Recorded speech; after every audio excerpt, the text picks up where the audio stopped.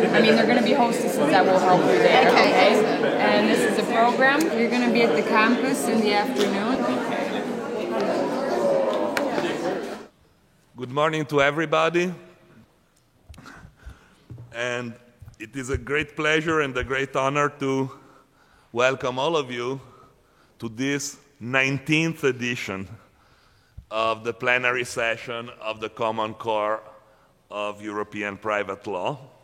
I've been doing this thing for 19 times, which makes already kind of a significant chunk of my time on this earth. And so every time it happens, it gives this sense of length and proportion, and which is quite good not to think about. Let me put it this way. So I have the meeting, as you all of those that are acquainted to this program know that we usually did always this plenary in the summer. This year this 19th meeting was a especially complicated one to organize. We faced all sorts of difficulties of a variety of ways, but eventually we had to postpone it to November, and the consequences of having postponed it to November are very visible. The weather sucks, and a number of distinguished panelists got sick, or anyway, the sick excuse becomes very credible. So it is. So this is what happens during the winter. Okay. So the program has been a little bit modified from what was originally organized, but I think we have a very, very interesting opening session, which is the one that is going to happen in a few minutes, that I very much look forward to, because we actually have some real, actual, interesting academic and scholarly exchange on a subject matter that was thought by one of the people that eventually couldn't make it here, that basically assigned us the topic. And when the topic was assigned, which is crisis-induced transformations in property in Europe, I got extremely excited by it. I got extremely excited by it for a variety of reasons. First of all, because I still consider myself a property law scholar. I've been busy working on property for a long, long time, and therefore anything that has the word property somewhere excites me. It's a very strange condition of the mind, but nobody's perfect, and that's one thing. And the other thing is that this economic crisis started in 2007, 2008. Was actually a subject matter of a lot of my thinking and of a lot of my activity in the last 5 or 6 years. And also corresponds quite exactly with the time length and the lifespan of the International University College. We were lucky enough to inaugurate the college in the fall of 2008, which explains quite a bit of the struggling of this little institution to remain alive. And we are very proud that we remained alive, actually, throughout these years, providing very interesting critical education to a lot of students from mostly from the global south, but from all over the world, that come to Torino to critically approach global capitalism. So this crisis-induced transformations in property law, which could have been a title that I have thought, but I didn't, but I got excited about it, and I discussed it with Bussani and with the other people in the organization, and we all thought it was a very good program for a good opening session. Before I give just like 3 minutes of thoughts about the issue myself and introduce the distinguished speakers of this morning, let me devote a few seconds actually to thank the institutions that made this possible.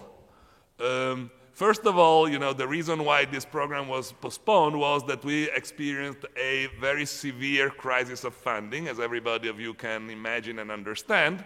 And eventually, in the last summer, the Fondazione Cassa di Risparmio di Torino, who is the other bank foundation in this city, really came to our rescue and granted us some money for this program and for the scholarly activity of the International University College of this year. And so we got funded for this program and also for keeping our institution doing some good work, especially devoted to the commons in the next academic year also. So I'm especially grateful to this institution that was never involved with the IUC before, so it was a new entry in our pool of funders, and they deserve absolutely the first thank.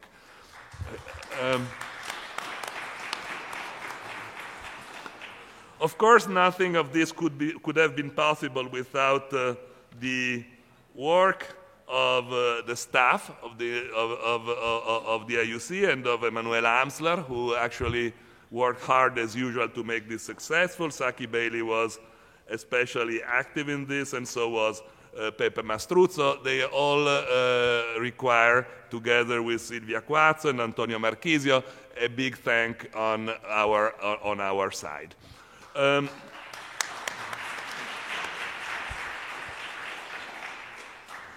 I now say a few words about what I think of this topic. Just a very short general take on the subject matter that I have, and that I was a little bit confirmed also by the papers of both Tamas and Freifogel in this vision. In September 15, 2007. The collapse of Lehman Brothers, the investment bank of New York, signed a kind of a turning point in global property law.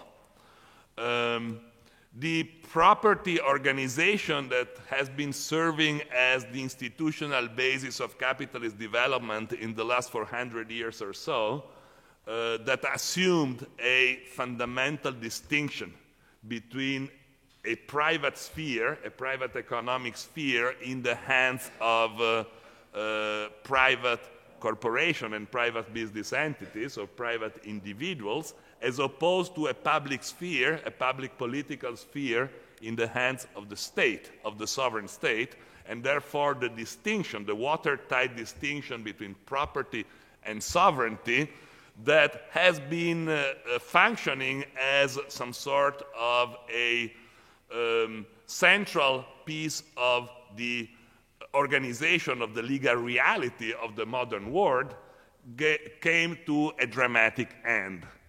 The idea that certain kind of economic institutions owning property in a very massive amount were too big to fail entered globally in the picture.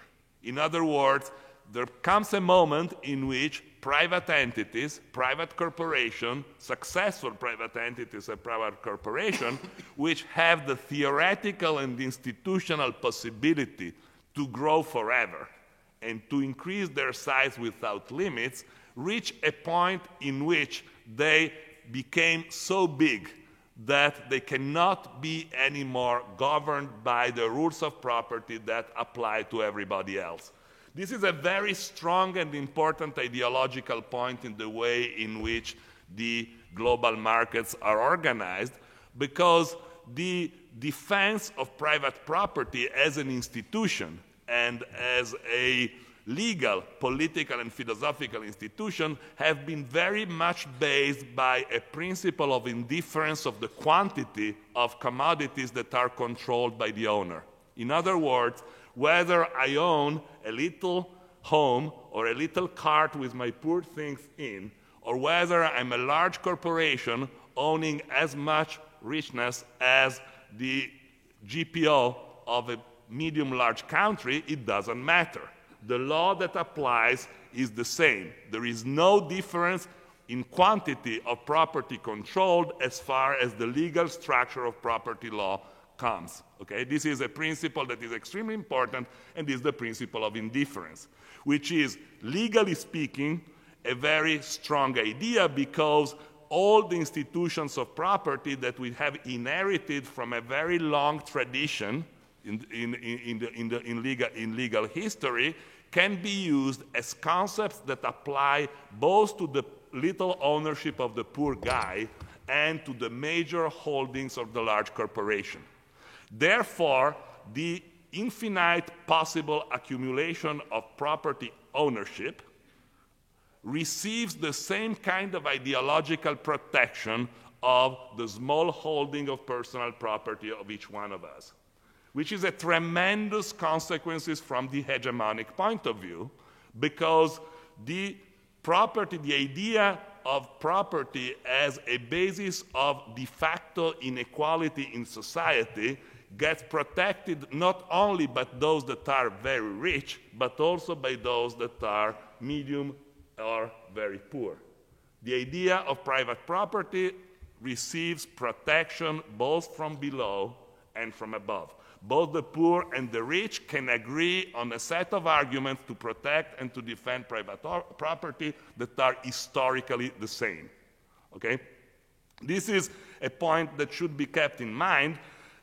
We never really focused on the quantitative difference in what is behind the legal institutions. And in fact, when we teach property law at the university, the last thing that we do is to deal with distributional issues. We take distribution as granted, and we discuss the law that makes this distribution happen.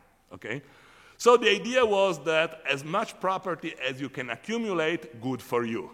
There is really no actual difference in terms of the law, and if an entity is able to grow forever in size, at some point can become even stronger than the political sovereign state in which border it works its activity, okay?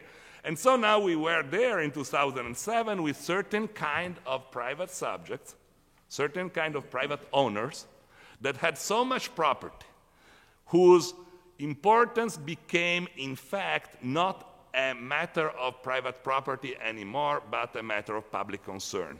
This was the idea of too big to fail.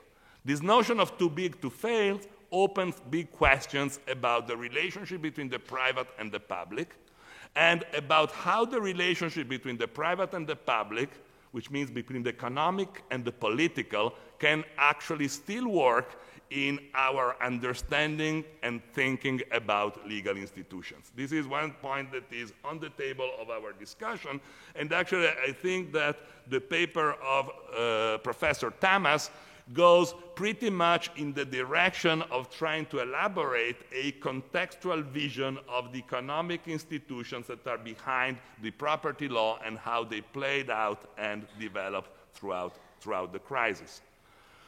The other point so this crisis induced some kind of reactions from the top, and the reaction from the top was, okay, let's rediscuss this private versus public division, and let's use public money, that is to say politically extracted resources by means of taxation, in order to avoid the failure of certain kind of private actors. Okay?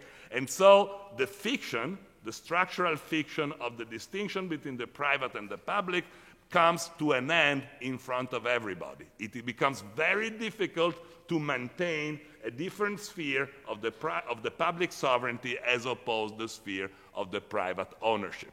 And this opened, of course, a lot of areas of research between economists, between lawyers, and between political scientists. In particular, it came out very clearly that the strength of the private sector was itself conditioning the public sector in a quite serious way, and that what created this disparity of power between the private and the public was the globalization of legal institutions. That solutions to the problems could not anymore remain at the state levels, but required some sort of supranational or legal organization to try to work out and to understand this new relationship between the private and the public. There has been, of course, some people that just thought about returning to Keynesian measures on the economy, some sort of new state regulations, but in fact, with the different kind of power ratio between private and public, those kind of measures are simply impossible, because the public sector today, differently from the times of Lord Keynes and the times of the other great crises in the 20s, cannot anymore be expected to take care of the public interest because the private interest is too strong. And therefore, Keynesian measures might end up be more of making the problem worse rather than solving it. This is one issue that is certainly on the table. We've been talking about global legal standards, attempts to create some sort of transnational solution to problems created by the excessive growth of certain kind of aspects of the private sector, but all of that so far has brought us nowhere. This is from the top. From the bottom, what's happened? Of course, the economic crisis had created a very major further impoverishment of a variety of people also in the rich West. Of course, the social and political inequality from the north and the south of the world are not a novelty at all. What has been certainly a consequence of the economic crisis has been a large increase of inequality between Western societies, the United States and Europe in particular, and this growth in inequality corresponding to actually a dramatic impoverishment of a large part of the population that was before capable of surviving decently. This is the so-called this idea that created a lot of new poverty, created also lots of new ways to try to solve the new needs, okay?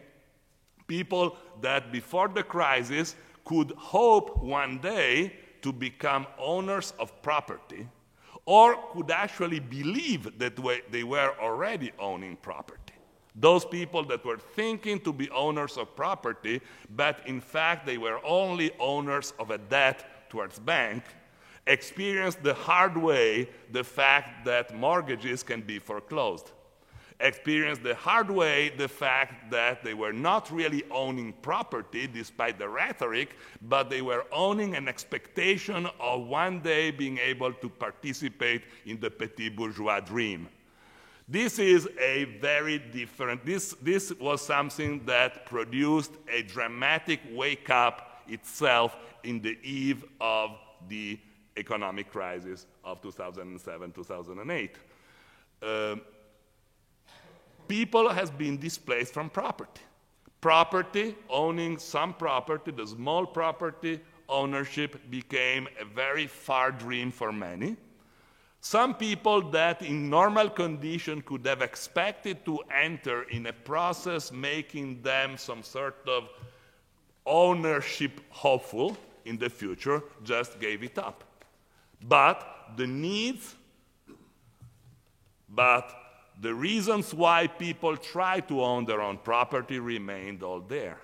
The right to stay in a decent place, the right to have a shelter, the right and the possibility to survive a life that is acceptable didn't disappear with the foreclosures. Actually, they remained there as dramatic as ever.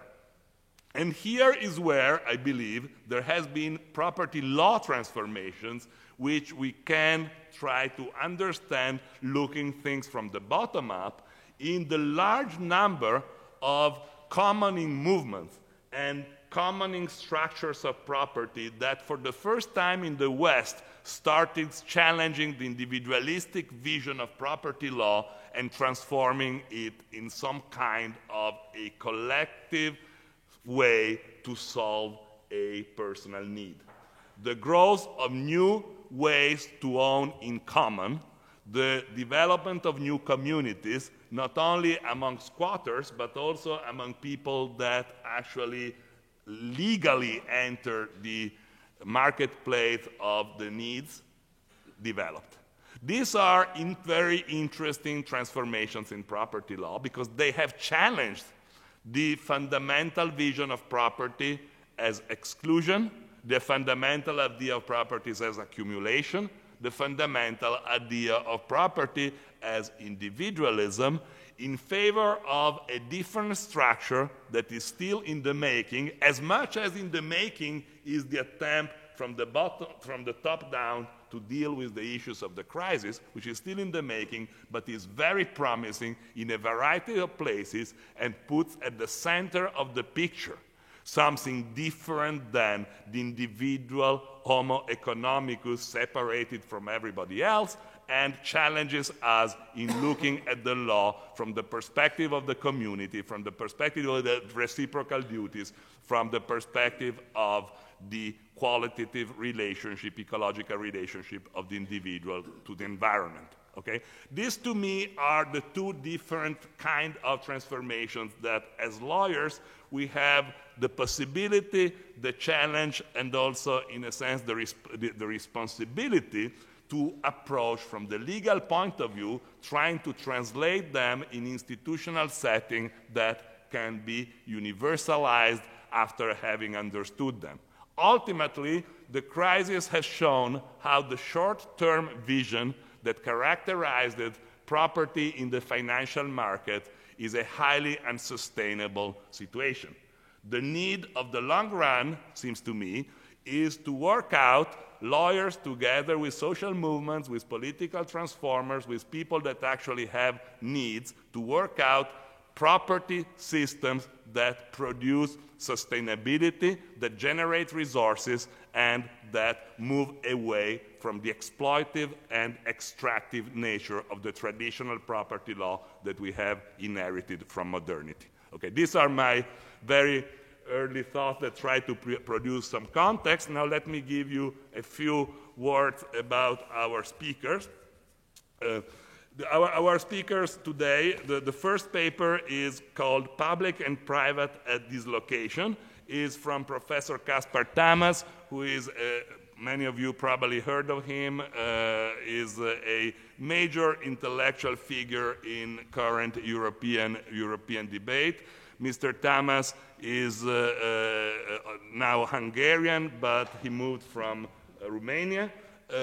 He was suffering both under the communist state center concentrated spectacle, to use it a metaphor of Guy Debord, and has been suffering also from the alternative. So was one of these persons that has been critical of both the alternatives that have been sort of furnishing our world in modernity, both the state-centric vision of the almighty sovereign and the market-centered vision of the almighty private have been making people that actually want to think and question ideology in conditions that are pretty hard. So Mr. Tamas have been always thinking and developing very important and interesting thoughts in the philosophical and institutional tradition of Europe, and we are very fortunate that he accepted this invitation to give us some context and first thoughts about our topic. The second paper is going to be a paper by Professor Freifogel. As I was suggested his name, I got very excited because, as sometimes we say, we never move away from the very early origins of our work. I wrote my thesis when I graduated from law school in Torino on environmental law. And then I went to the United States to keep working about ideas of environmental law and relationship with property law. And Mr. Freifogel, around those years, and we are very, very much back in the very, very early 80s, had written a book that was on the sustainability of the property structures of the Indians of New England. It was a book that I cited in the thesis, that was very influential and important for me because he developed a model of property not based on the centralization and the stability of the control. And then I kind of seen that I seen his property casebook and stuff, but I never had the chance of actually meeting him. I knew, of course, he was a distinguished professor at the University of Illinois, but, life didn't bring us together until this time in which he accepted our invitation to approach the issue that we have on the table today. Commenting the papers, the two papers, is going to be my good friend and colleague and faculty here in the International University College of Turin and at the University of California at Berkeley. I'm sure that at Berkeley you would prefer to tell him that he's first at the University of California at Berkeley and then sometimes here. Anyway, we consider him very much part of our little game and little institution. Tala Sayed. Tala is a scholar in political economy of law, in property law, in intellectual property, in political philosophy. Is, I believe, one of the most interesting young scholars in the United States that are active today. We already had him in a variety of public occasions here in Torino. He's going to be the commentator of the two papers. I very much look forward to hear the discussion. Again, welcome to Torino. Thank you very, very much.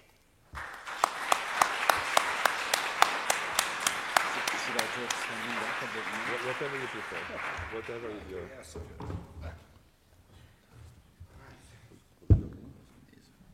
Sorry, Ugo Mattei was very generous in neglecting the shameful fact that I, too, have been part of public power. At one time, I was Member of Parliament in Hungary for 4 years, and even a party leader and such like.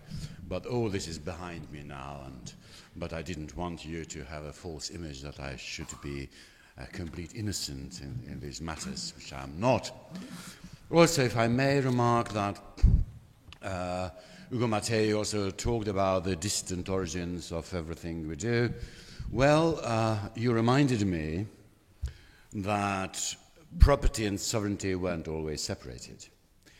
And, say, patrimonial kingdoms, indeed, have been organizations, in Europe here, in which public power assured the smooth functioning of private property, for example, in public power, collecting not only public taxes, but rates that the commoners had to pay to the lord.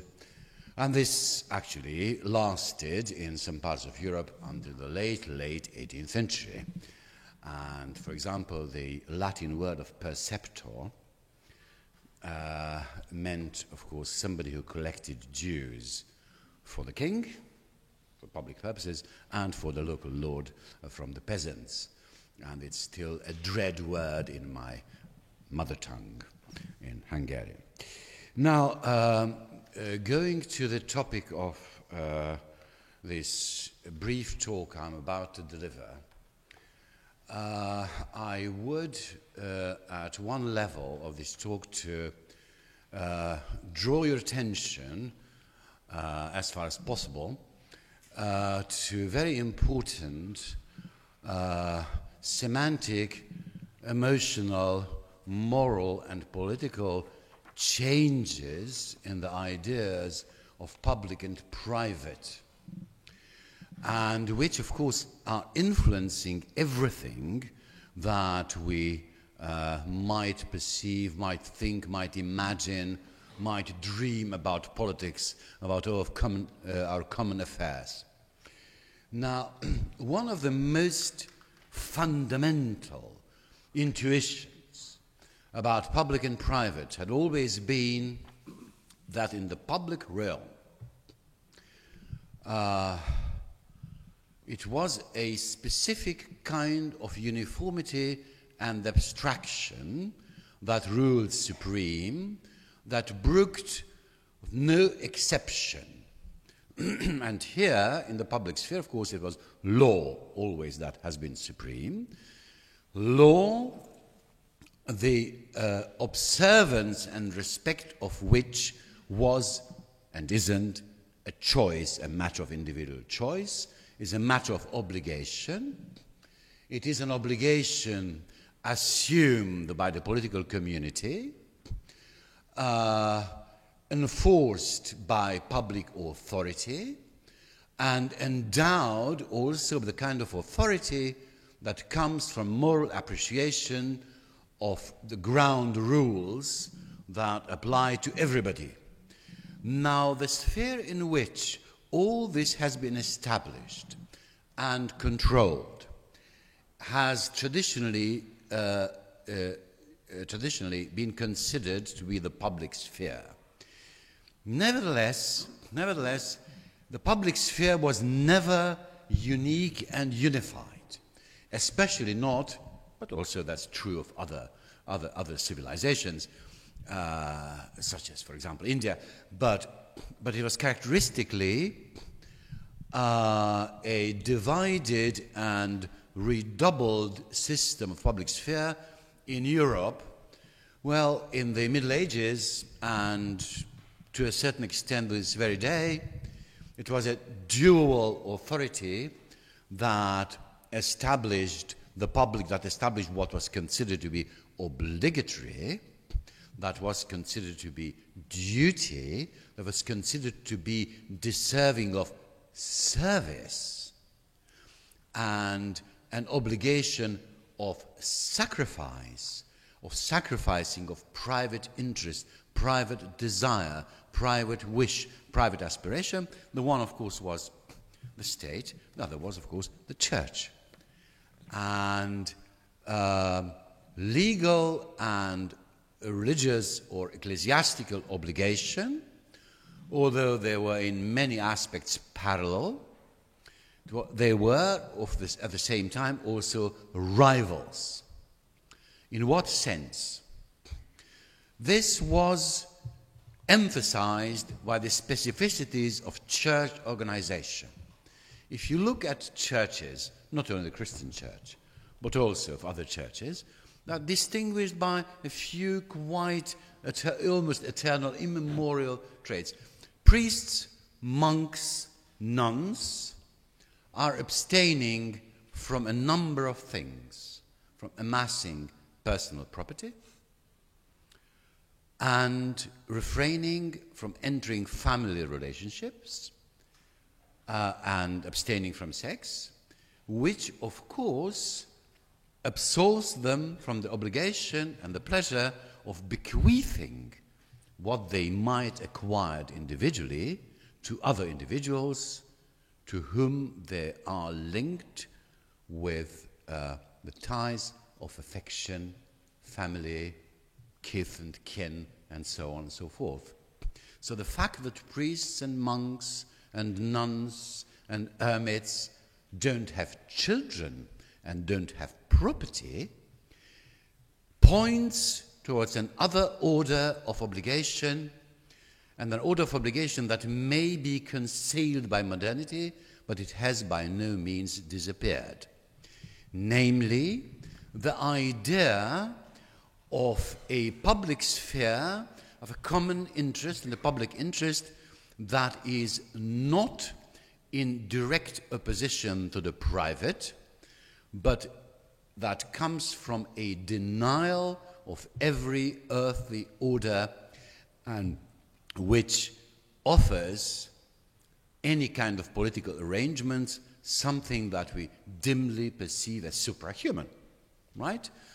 And what, of course, is even today in the discourse of some political entities, especially, of course, in the United States, that still are formulating political aims and goals in terms of divine commandment, of mission of a Christian, something ordained and preordained by divine command, shows that there's a dimension of the public that even if today is not any longer anointed in any formal way, it points towards realities that we dimly again perceive as not being simply reducible to private interest, private aspiration, human desire, and human nature, especially as it is divined as it is defined in the agonistic way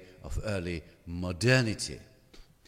The topic that you will be discussing here, and in which you invest a great deal, the commons, or what, in the want of a better term, would be nature of the environment, are dimensions of the public, the reductibility of which to private endeavor, private aspiration, and so on, is problematic, and the transcendence of which, the stepping over which, is again recreating the conflicts of old. But going back to an earlier phase of the definition of the public-private cleavage or contrast, when indeed the public have been defined as a system of obligation and general rule, when it appeared at its most abstract, as enforced morality in its generality and abstraction, defined especially by the Enlightenment and by late Counter-Reformation Christianity in Europe in this most abstract way, it was a system of obligations, a subordination of law, actually politics as being the exercise of legal prescriptions, and at the same time associated with the strongest public power ever conceived of the lay state that assured in many ways the obedience, the conformity and submission of both the subjects, the citizens of a given polity, and of course of those who might have elicited the riotous ire of the nation state that have been then performed in warfare.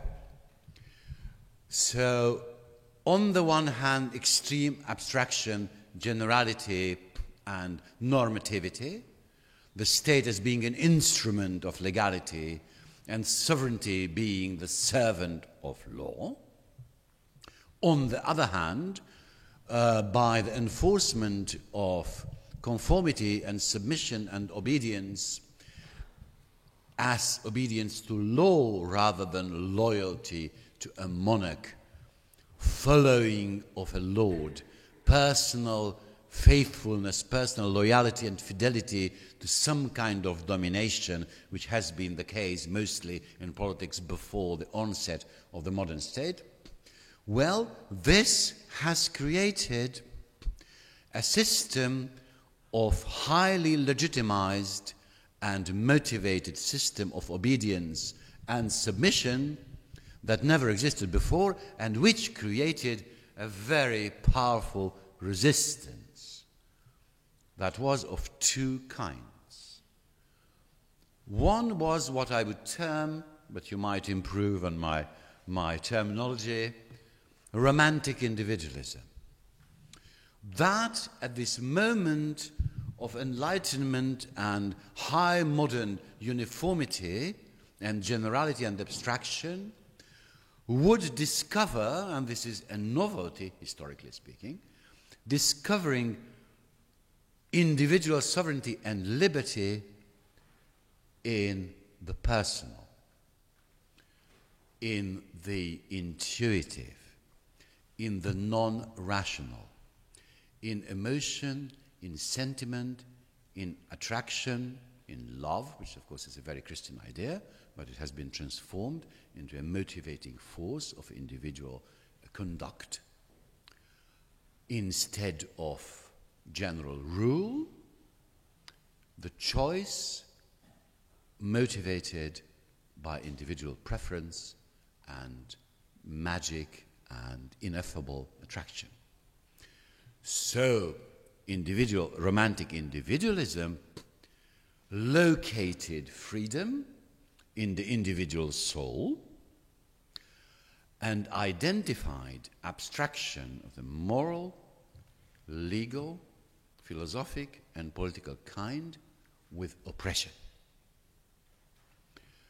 Now, this is something extraordinary because the main tradition of European philosophy and jurisprudence and politics has been the liberation of the individual from extra-legal, capricious, whimsical, and unjust supremacy of the strong.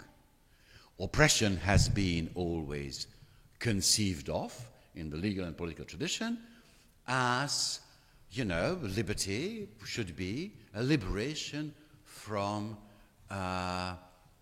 capricious oppression, unlegal and unlimited authority of the overlord over his, mostly his, not hers, but his subjects.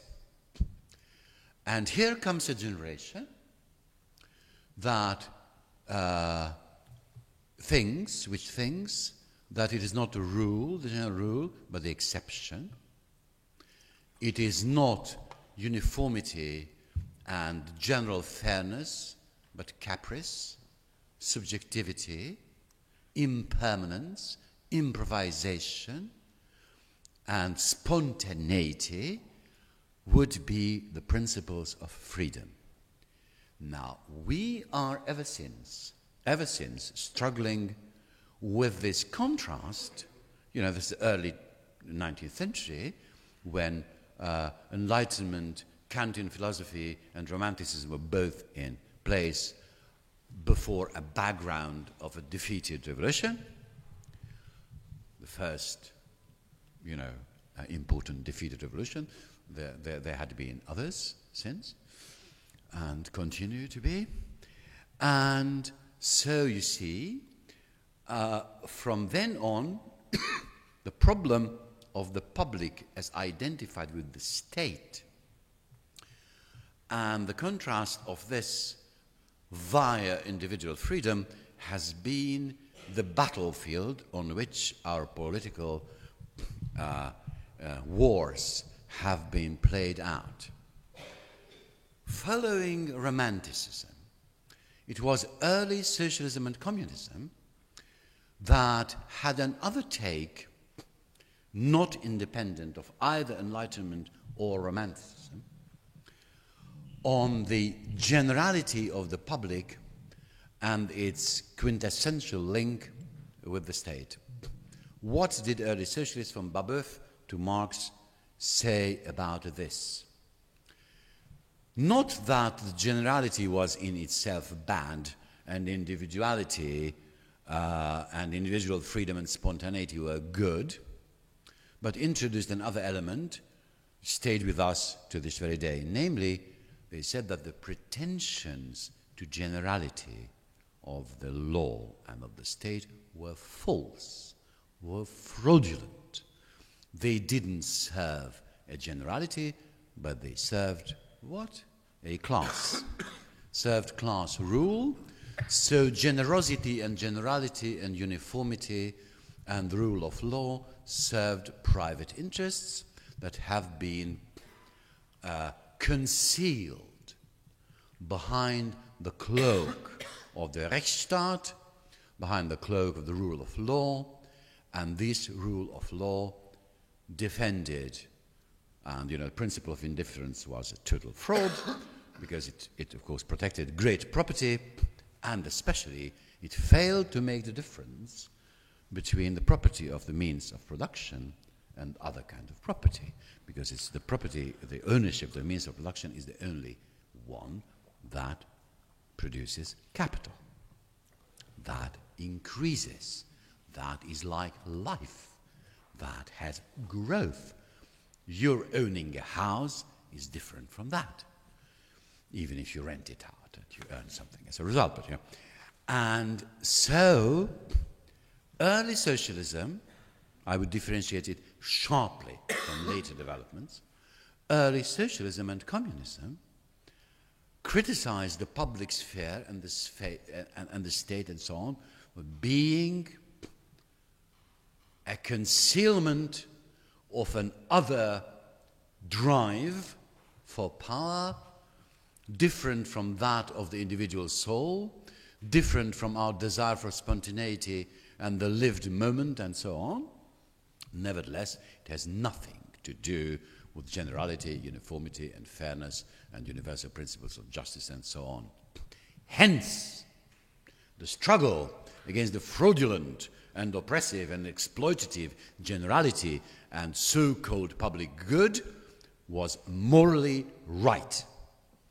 So this is, of course, this is what the revolutionary content of early socialism and communism is not to say, like old romantic brigands and rebels of old have been saying, that we oppose the general order because of our own aspirations and feelings and so on, but opposed one generality, one publicness to another. They said, these people only pretend that they have an order that is truly general and truly abstract. Only an international order without instituted means of coercion could be a free order pertaining to everybody. Any kind of order in which rules will be applied through the medium of public coercion, armies, police, courts, etc., will never end up in an order of true freedom. Hence, all the boundaries between institutions, and most importantly, the boundaries of territorial states guarded by the lethal power of armies, were obstacles on the road to achieve true generality, true abstraction, true law. Right. Now,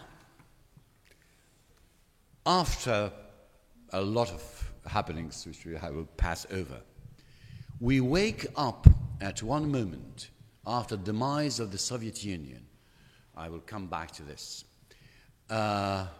We'll find ourselves in a liberal world order in which, strangely enough, it would have surprised 19th century revolutionaries very much that actually somebody would say that socialism and communism were something to do with the state, extraordinary idea, and that now conservatives, neoconservatives, but still conservatives of some kind, are trying to create an order, this new late capitalism, which is conceived of being basically a non-state order in which the major players have not at their beck and call coercive institutions, and they cannot force people to perform in one way or another,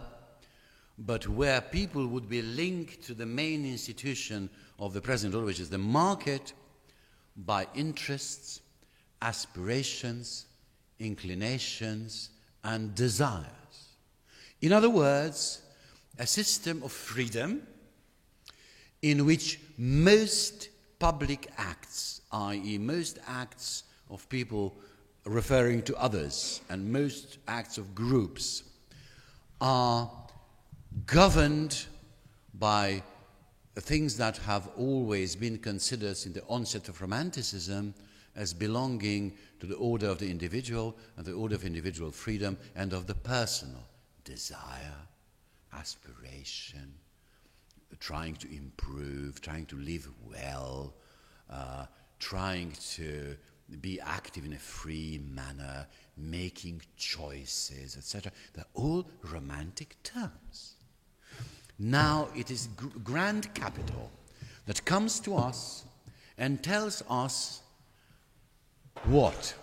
Do you remember what went into my mind the most wonderful phrase ever pronounced by Saint-Just, who said, freedom is a new idea in Europe. It was then, of course, because it came after Christianity. Christianity didn't propose happiness. it proposed something else. Salvation is not happiness. So Saint-Just said that happiness is a new idea in Europe, and it was indeed the idea of the French Revolution and subsequently of Romanticism. And now, of course, Lehman Brothers and the rest are coming to us and said, grow, accumulate, work. You'll be happy.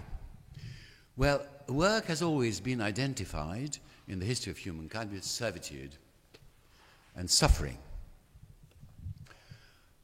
In all traditional societies, people who worked were considered to partake of a servile condition, which, of course, as you know, in Athens, precluded to somebody to have civic rights. Nobody who worked for a living was a free person, therefore they had no right to vote. Nobody can deliberate freely if they have to work for a living. Stands to reason. Of course, perfectly true. And so the Greeks were, frank fellows. And very little hypocrisy. Hypocrisy is a Christian thing, And at least in that respect, we are all Christians, because we're all hypocrites. And so am I.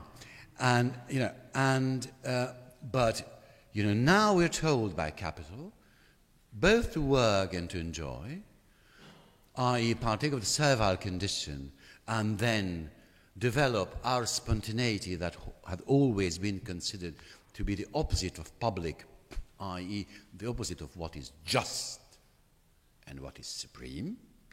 And we are, propose these classically immoral things in order to be happy and in order to sustain a public order that will free us all, will make us all happy, and which will also maybe establish a peaceful world order, which is opposed, again, unprecedentedly in historical terms, with the state and with anything that the state would claim or reclaim beyond administration of law.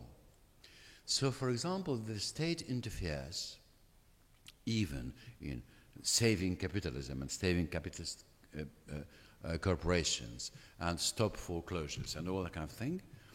That, of course, will awake the memory, the evil memory of state socialism that would have been, that was supposed to be, the greatest obstacle in the way of freedom.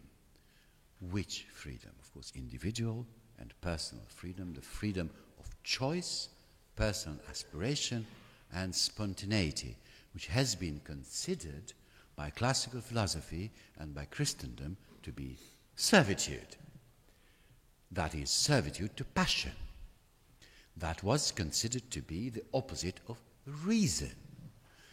The classical public sphere and the classic state has been seen by our forebears as the embodiment of reason, not the embodiment of passion, that is, of aspiration of one kind or another, including the aspiration for power that was supposed to be tamed by the legal state and by the rule of law. Of course, our forebears too were perfectly aware of the existence and of the importance and even sometimes the paramountcy of passion, but they were taming it and they were considering it always to be inferior. What has been superior was reason, and the public should aspire to be as close to reason as possible. Now, this post-romantic and post-classical capitalism which we live is saying nothing of the kind. This kind of Nietzschean, agonistic, new idea of seeing capitalism, that is the contemporary order, as a competitive order in which competition could be tamed not by reason, but by self-interest, by people's desire to survive. Peace was once in China, in India, in Christendom, considered to be a dignified order of people who have tamed their passion. Nowadays it's considered to be a compromise between competing selfishnesses.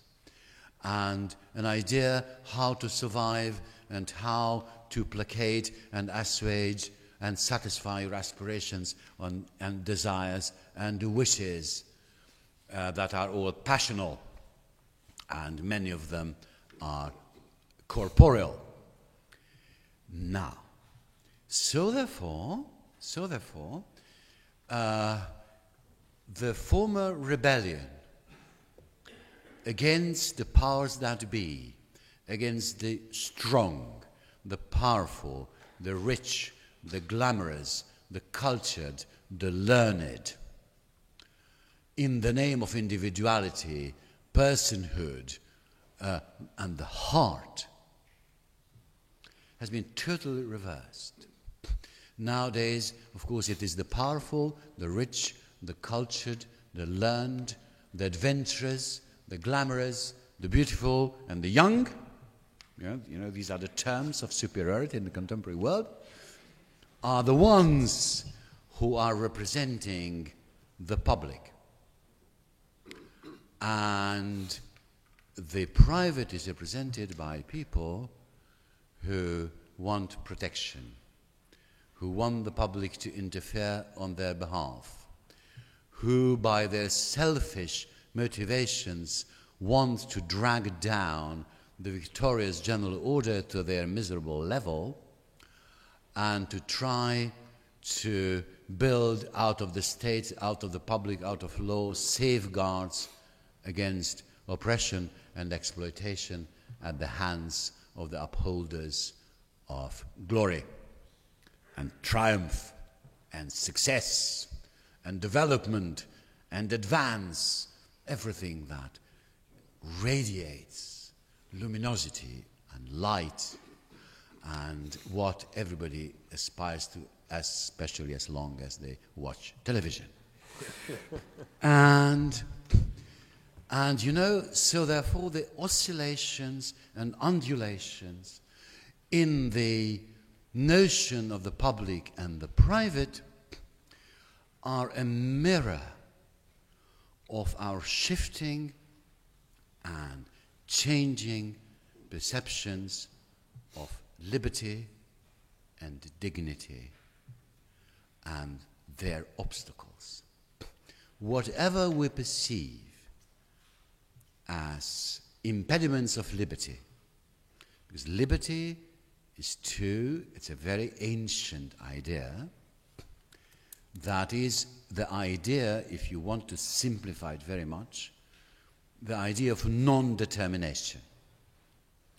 The idea is that the subject of liberty, be he or she or they, individuals or groups, are not determined from the outside and from above. The center of the free is within. This is, of course, expressed by the principle of autonomy. The free person is his or her own lawgiver. The legislator and the citizen are the same. This is what is behind the idea of popular sovereignty and democracy and so on and so forth. So whatever political and legal and philosophical forms it may take, the idea of self-centeredness and autonomy of the free person, of the free community, remains. We sometimes are approaching the idea of freedom in the realm of the public. This has been, of course, the idea of both the Roman law, Christianity, Enlightenment, communism, in their various ways. And then, of course, you had the opposition to this that have sometimes the same origins. The resistance of the personal, of the unique, of the individual, of the unrepeatable, of the absolutely ineffable, because once and only comes only from the Christian, Buddhist, Christian, Romantic, and early communist traditions. Now, the oscillations are very general. They come and go. The question is that now, where do we put the focus and the locus of liberty in the local and the individual and the spontaneous and the personal and the passional, or into the general, the rational? Where will be the salvation of the free individual and of the free community in this situation, which I will now, to finish my remarks, describe only in a few words, in trying, to give you just a glimpse of what I think to be the post-communist situation. As long as the communist tyrannies of Soviet Union and Chinese People's Republic and so on existed in the original form, which was a system against which I have fought, well, not in a very important way, but in the way of dissidence. I dissented from it. And the terribleness of which I don't want to mitigate or to banalize at all. Nevertheless, whatever the Soviet Union was, it was the main adversary, and the world order had been dual institutional order. There was what was called the free world, right? America, Western Europe, and so on, the so-called liberal democracies, market capitalism, opposed by tyranny, state capitalism, egalitarianism, one-party rule, and the rest. Nevertheless, there was not one center, and the whole international life was conceived as a conflict. And it was a conflict that people argued for and against, and where the philosophical nature of politics in countries with high culture, Europe, America, China, India, these were, in places in which politics was institutional and law and philosophy played a role. It was a world of a basic conflict in which there was an adversary culture, adversary societies, and in which the idea that there was an alternative, it was an alternative of thinkable, was rooted in some kind of very unpleasant, nevertheless very real, political, worldly, this worldly reality, in which the other was not totally imaginary, was not celestial, was not imaginary, and was not, so it enjoyed the authority uniquely conferred by power. Now we don't have that. We don't have that. Now the oscillations of our basic politico-philosophical notions and concepts and preferences and inclinations are moving seemingly freely, and at least conceptually and intellectually, we are free to think about where would we now, at this conjuncture, locate the place of our basic aspiration, which I still assume to be freedom. Thank you.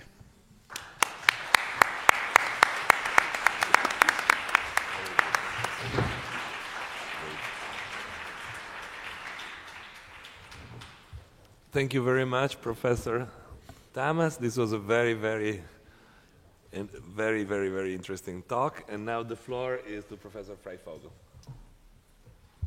Is this on? Yeah, I intend to offer my remarks from here, and I want to start by expressing gratitude for being invited to speak before the organization. And I've enjoyed learning more about it, learning about your long-term work in particular. The comments I intend to offer are not targeted so much on the precise topic of this conference, on crisis-induced global transformation of property rights, although they certainly pertain to that. They have more to do really with the long-term work of the organization, with the effort to try to get to the core of the private law of property. So that's what I want to talk about. But as I say, I think that I will be approaching it in a way that ought to be, its relevance to the topic of the conference ought to be clear. So a common way of studying a particular property regime and of comparing multiple regimes to get at their cores, their common core, is to begin with contemporary problems and to ask probing questions about how a given regime deals with them. That, I think, is the approach of the questionnaire that some, maybe all of you, received. Another way of doing this, the one I want to spend a bit of time developing this morning, is to start not from the present and present problems, but to go back to the beginning of time, in a sense, back to when there was no private property, and to imagine its emergence and then move forward. What happens when private property is first instituted? How does it operate, and in what ways does it affect people for better and worse? Given its consequences, to what extent is private ownership morally legitimate or illegitimate? And to the extent that property is at least morally questionable, as of course it is, then how and to what degree can it be made legitimate? And finally, how might a particular society talk about private property so as either to clarify and come to terms with this moral complexity, or instead to cover it up and to treat property as if it were inevitable? So the second way of looking at private property, I believe, can usefully supplement the first, the one that starts with present-day problems and looks at how systems deal with them. It provides an alternative way, I think, of getting at the core of a particular property regime. If it works, it might actually get us even closer to the center of private property, the core of the core, in a sense. But even more useful, though, and here I get to my main motive, is that this way of looking at property, beginning with a blank slate and seeing what happens when property first arises, can give rise, I believe, to new ways of thinking and talking about property. Ways of thinking and talking that could prove particularly helpful to critics who believe that private owners today wield too much power and who would like to see those powers curtailed. So let me go through these basics, setting them forth, and then turning them into questions that we might use to probe the core of any particular property system and to compare property systems. Many of my points will sound familiar, others perhaps not. So using the case of private land ownership as the example, what happens when property first arises? Before property, all is essentially in common use. When private ownership arises, a private owner now has the power to limit the liberty of others to use the privately owned tract of land. So the owner gains a new positive liberty. Others lose their former liberty to roam and use the landscape without limit. Property thus works by restricting what non-owners can do. It's a coercive institution that uses communal or state power to curtail individual liberties. So questions for any property regime. What limits are there on the things that can be owned and on the ability of owners to keep other people in some way from sharing in their use? So when land or resources are scarce, those who own them privately gain power over those who need the resources in order to live. Owners gain powers of domination and can insist on payment to give permission to allow use.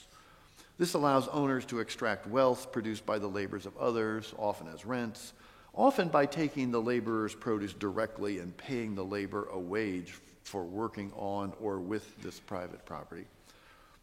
So the questions here: are there limits on the abilities of owners to grant or refuse permission for others to use what they own? Are there limits on how much they can charge, directly or indirectly, for allowing this use? So as scarcity increases, particularly in urban areas, the value of land and resources goes up. This increase in value is not really created by the private owner, and here I mean talking about the basic land itself, not any improvement to it. So this increase in value is not created by the private owner, not in the case of land and resources that nature itself provided. Instead, the value arises because of the actions of surrounding people, in a sense, because of what the surrounding community has done. The increase in property value is a communal creation. So the question, who gets this increase in the market value of scarce land and resources? Does it go to the community as such, which was essentially responsible for creating it? Does it go instead to the individual owner, or is it somehow split between them? So serious moral concerns arise when the power of the community or the state is used to restrict materially the liberties of individuals and to extract from them value that they've produced with their labors. Because private property does this, because it restricts liberties, it allows exploitation, it is a morally questionable institution. And so the question, how do apologists of a particular property regime, how do they talk about this morally questionable use of collective power? Do they recognize the moral problem and attempt to justify the property system, or instead use rhetoric that deflects attention, that makes property seem inherently legitimate, or that puts its consequences beyond moral challenge? My own view is that the private ownership of land and natural resources is, on its face, highly questionable in moral terms. It can't be justified as a reflection of individual rights, as it often is. I mean, human rights are inherently social creations, at least in the case of land ownership. They have no objective existence. They aren't based on Platonic ideals or forms. John Stuart Mill, I think, and many others were right when they asserted that human rights were legitimate only when and to the extent the recognition of them promoted the good of people collectively. The recognition of rights was thus a way of promoting widespread human flourishing. Rights, in a sense, were properly understood as the outputs of public policy discussion, not inputs. So the claim that private property somehow existed in a state of nature and that governments were formed to protect it is simple nonsense. Private property is inherently a social institution. It can arise only by social consensus in some way, or less legitimately and probably more commonly by the successful efforts of some people to dominate other people. It thus makes no sense to claim that property laws protect private rights that arose apart from the law or that exist apart from the law. It's more apt to say that private property is the creation of the law. Jeremy Bentham, I think, had it right 2 centuries ago. Take away the law, formal and informal, and property disappears. So private property is a tool that some people use to dominate and exploit others. I mean, that's the effect of it. I'm not saying that's the motive. Given that, a system of property requires rhetoric of some sort to justify the arrangement. Otherwise, those without property would refuse to go along with it, assuming they weren't constantly controlled by force. And so the questions, what rhetoric does a society use to make its ownership regime seem legitimate? What rhetoric does it use to convince the poor not just to tolerate this system, but to view it in some way as natural, appropriate, or inevitable? So let me return to this issue of moral legitimacy. I've already said that, in my view, property is not based on any inherent land ownership. Is not based on any. I keep stressing land ownership because I want to put to one side issues of, say, property rights in some diary you've written or something. I mean, I think that's an entirely different case where you've literally created it and it's an expression of your personality. In the case of land, we're not talking about something that the owner has created. So I've already said that, in my view, property is not based on any inherent individual rights of any sort. It should be readily apparent also that it can't be justified morally simply by pointing to the ways that ownership benefits those who own. Of course, private ownership benefits owners, but that's not enough. I mean, slavery benefited the owners of slaves. Bank robbery can benefit the robber. It's not adequate when it comes to justifying property to talk about how property benefits the owner alone. And that includes benefits that are not monetary and that don't involve exploitation. A justification needs to go further. It needs to explain why someone who owns nothing should put up with a property system. How does property benefit non-owners? What's in it for them? Is there any way that they might benefit?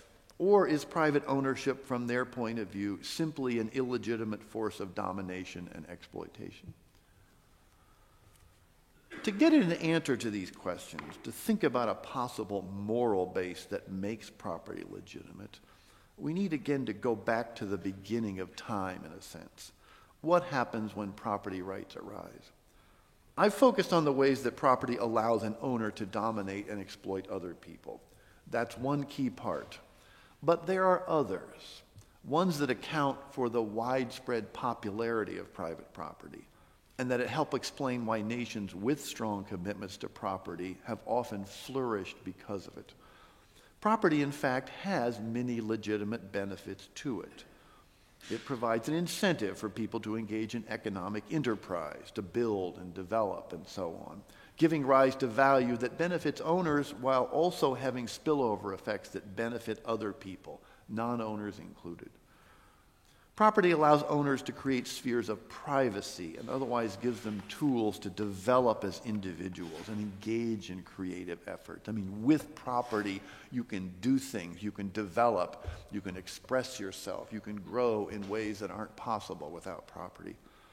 And widespread property ownership can diffuse power in a society, making it more stable and ideally promoting democratic, if not liberal, values.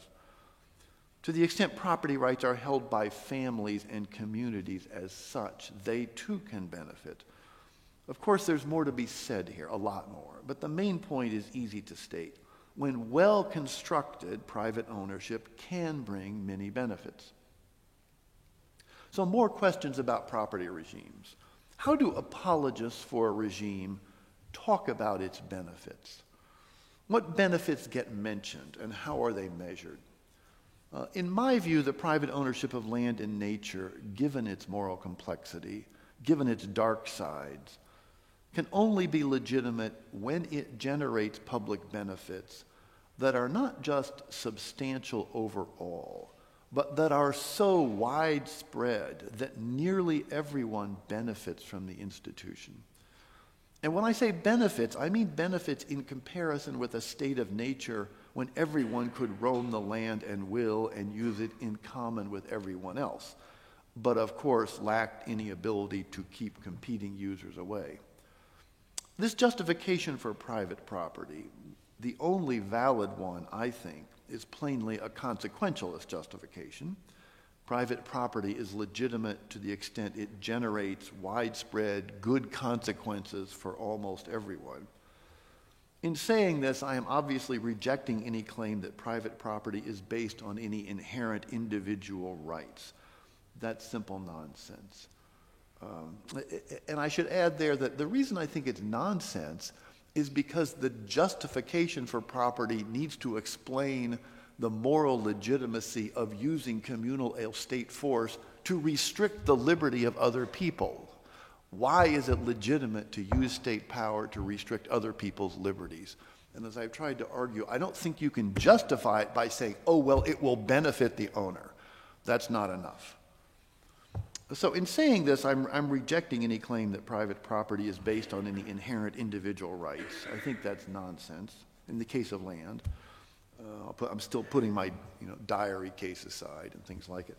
I'm also rejecting the idea that private property can be justified by talking about how it benefits owners alone. Many benefits do go to owners and they're important, but for a system to be morally sound, the benefits need also to go to other people, to non-owners.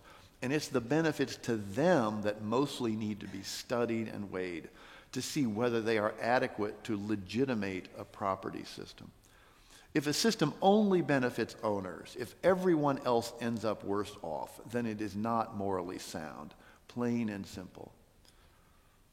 So in making this assessment, in identifying and measuring private property's consequences, it's essential that we not simply draw a comparison between a world with private property and a world without any property.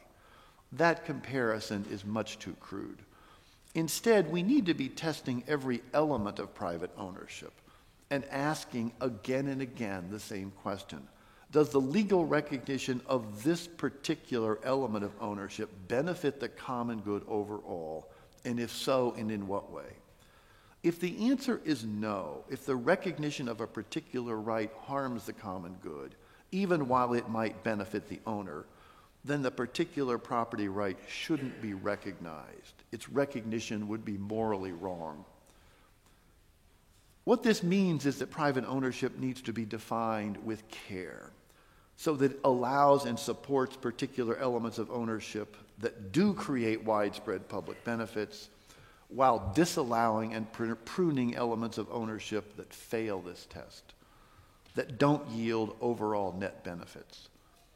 To use a quick example, it benefits society to allow people to farm land, to raise crops, to sell them. It isn't likely going to benefit society, however, to allow a person to farm in a way that erodes and degrades the soil. Where is the public benefit in recognizing a right to erode soil? And I offer this example as a stand-in for many others that could be used that relate to ecological degradation. Where is the benefit in allowing people to use parts of nature in a way that degrades them ecologically? If we can't come up with an answer, then there's something wrong morally. So let me move toward a close here by offering a few final observations. Private property can be and often is a very useful social institution, one that generates widespread benefits. There's no reason why critics should deny this. Indeed, there are very good reasons for them to say this openly. Reason for today's critics to count themselves among private property's defenders. Second, of course, what critics of property would be defending is responsible property ownership. Ownership under a regime in which rights are carefully tailored so that they promote the common good on a widespread basis. They're in favor of responsible ownership and opposed to socially irresponsible ownership. That should be the rhetoric that gets used. Third, this means, importantly, that the public debate should not be one of private property for and against. Everyone should be for it. The debate should be on how do we draw the line between legitimate ownership and illegitimate ownership. How can we best tailor rights so that society as a whole obtains the most benefits from this potentially wonderful institution, getting as much from it as we can while cutting away all claims of rights that would, if recognized, bring net social costs. Fourth, just as this perspective changes the debate so that everyone is in favor of private property, so it also gets rid of the misleading and exceedingly costly language of private property versus public interest. Too often, this is the way the conflict is framed. It's framed as a clash between private interest on one side and public interest on the other, or between the interests of the owner and the interests of the community or the state. This is, I think, biased and very unhelpful. The sooner we get rid of it, the better. When it comes to the ownership of land and natural resources, and again, this is what I've been talking about, the only question is about the public interest. And the question is this: how can we best craft private property rights so that the public as a whole benefits as much as possible? The public does benefit by creating and protecting private property rights in ways I've already identified. In many settings, the public can and does benefit by recognizing individual rights to property and then protecting them. Some of these public benefits are ones that can arise only if property law has a certain stability and predictability to it. And they can arise only if those who develop land can do so with assurance that they will be able to enjoy for many years the economic benefits of their development. So to say that the sole issue is about public benefit and how we can maximize it is not to say that we won't end up with strong private property rights. We would. What it means is that the property rights we recognize will be those and only those that are morally legitimate. And so now to my final questions. How does a given property regime talk about private property's benefits? And is the discussion of benefits linked in some way to a recognition of property's moral complexity? Is the focus on the common good and how best to promote it? Instead, is property understood as some sort of individual right that exists independently of its effects on the common good? Is the discussion about how to refine property rights to get the maximum social benefit, or is it instead and worse about how to balance a supposed clash between public interests on one side and individual interests on the other? Public discussions about private ownership these days strike me as quite confused, intellectually and morally. Beneath the discussions are legitimate differences of opinion, legitimate differences in normative values. And of course, there's the powerful presence of economic motives and people who very much do want to use property to exploit and dominate other people.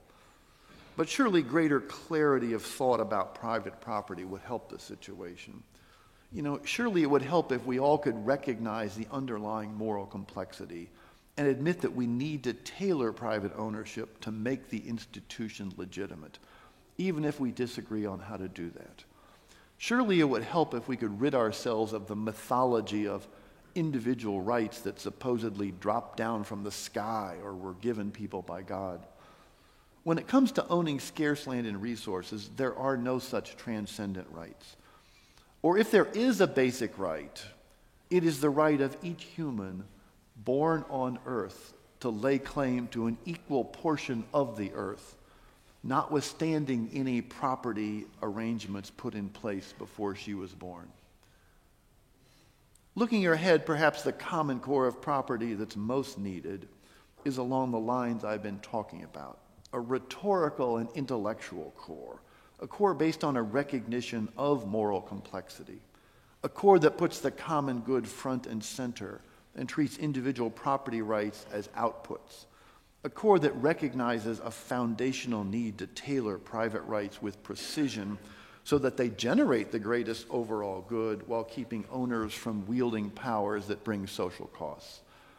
A common core of this type, centered on moral values, on moral realities, would help us all, I should think, very much. Thanks.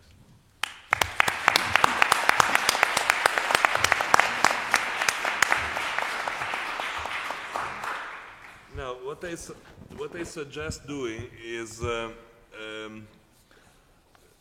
because I would like to have Tala doing the introduction to the discussion and then getting some feedback from the floor and some discussion coming from our experience in the Common Core, that we dealt with some and other of these issues that in a quite interesting way. And also, I think we have an historical memory of 20 years in our work that makes things might have changed meanwhile in our process. So my suggestion is that so to give possibility to each of us to think it over for a second about the kind of question that we would like to ask, and avoid the classic thing of questions and then we wait and nothing happens. So we can break for 10 minutes.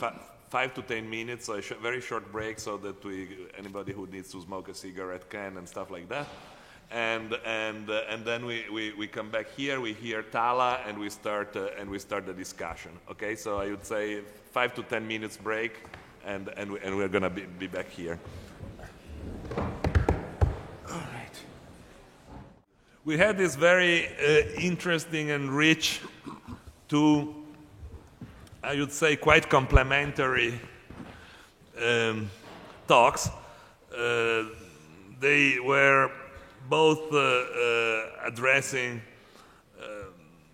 I think, closer than I thought, the topic of the conference. The first one gave us some interesting intellectual context, some history of ideas, and some of the tensions that there are in the private law tradition, that are very evident in the private law tradition, between the idea of individual freedom, that is one of the basic concepts on which we operate all the time, and the ideas that individuals, however, do not live like Robinson alone in a place. Actually, if they were living like Robinson alone in a place, they would be very free, but probably they would die. And the fact that they have to live in society.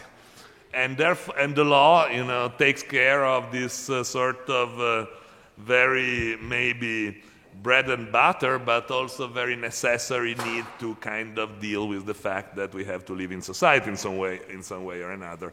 And relationship of exploitation have been going on for many centuries and thousands of years, and they have produced the law. And therefore, the law has a component of exploitation and extraction that is certainly a common core of legal system at the deepest possible level. And it's certainly right now the kind of legal system that we are experiencing. Whether there are conditions and possibilities to introduce some different, more inclusive values in the legal system, actually working out the tension between the individual and the collective, and how to do that in a very complex society which is dominated more and more by technology, is, of course, a big question. Now we have some time for a discussion of what happened. So the discussion will be introduced by Tala Sayed, that is our official discussant, and then I will open the floor. Thank you very much, Tala. Great, thanks. Is this on? Yeah, I think so. Okay, so I thought I would use the occasion of speaking to the two papers by basically talking a bit about how two, I think, quite distinct lines of scholarship relate to each other or often fail to relate to each other. So the two lines are legal theory of property and social and political theory of property/capital.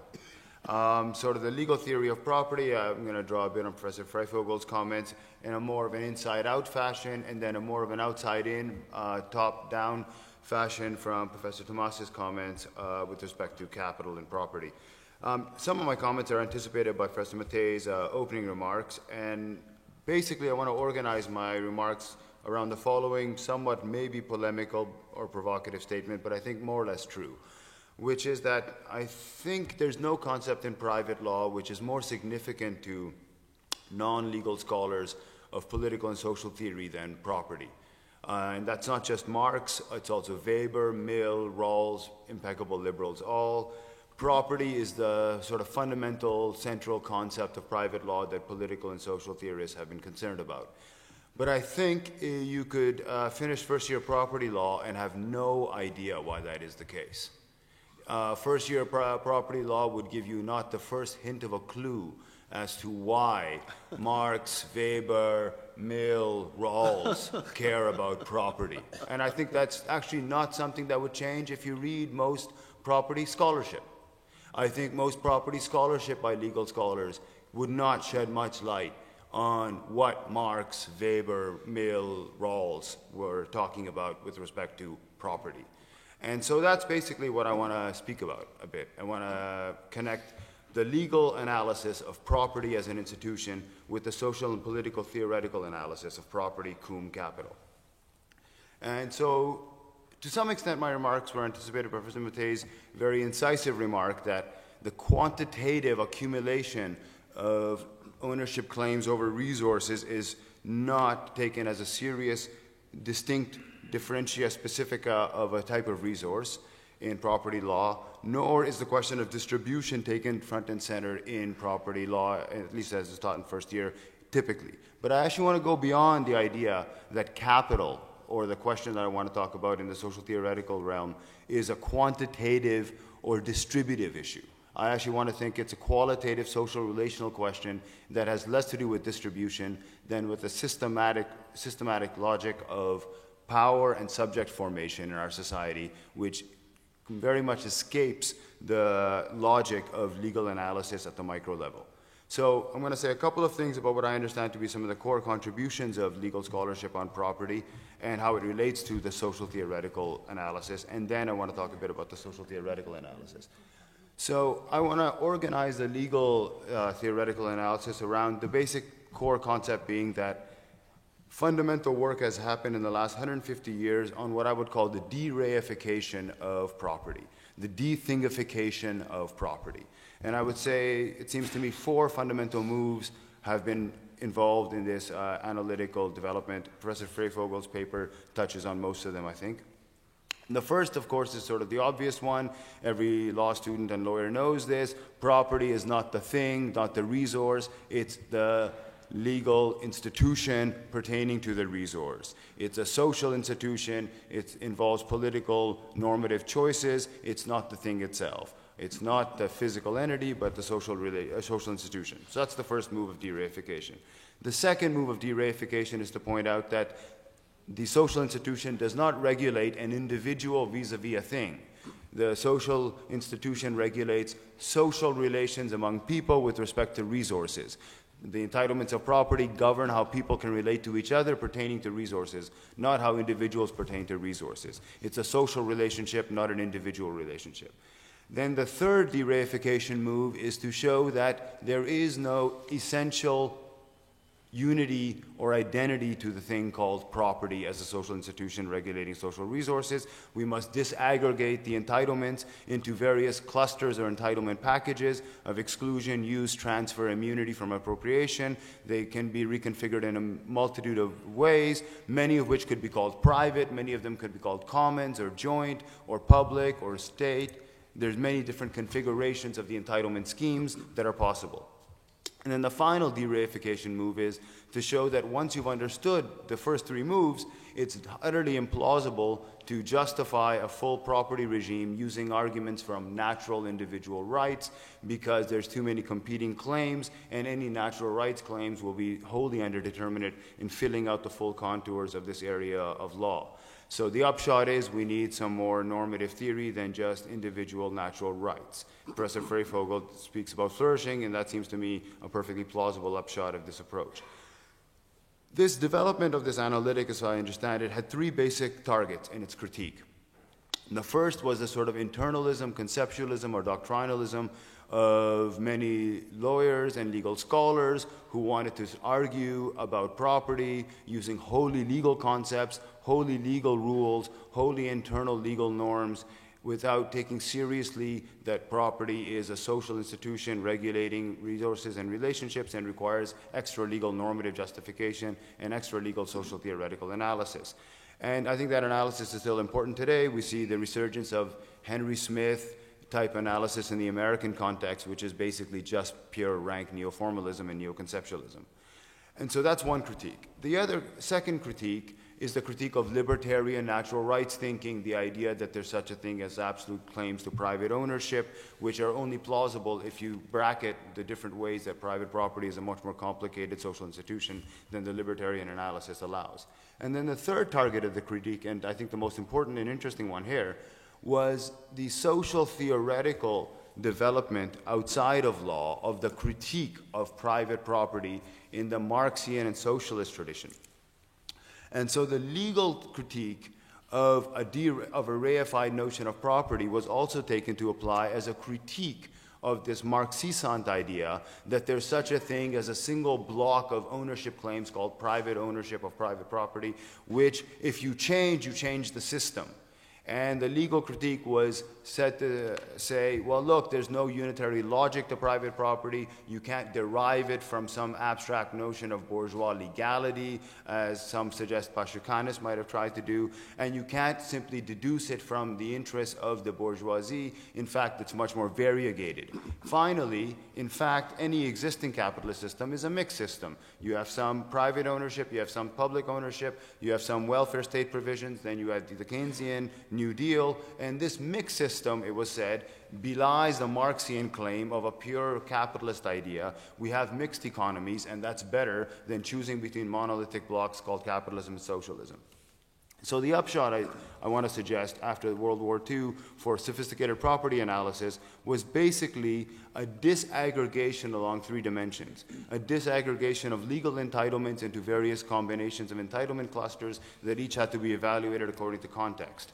A disaggregation of normative arguments into a various series of clusters of efficiency, freedom/autonomy, distribution, personality, again, according to entitlements and context. And then a disaggregation of the resources that property regimes govern in various ways land, resources, Professor Freifogel kept referring to personal property, intellectual property, etc. So these three disaggregation moves mark the consciousness of a very sophisticated legal analyst in approaching the field of property.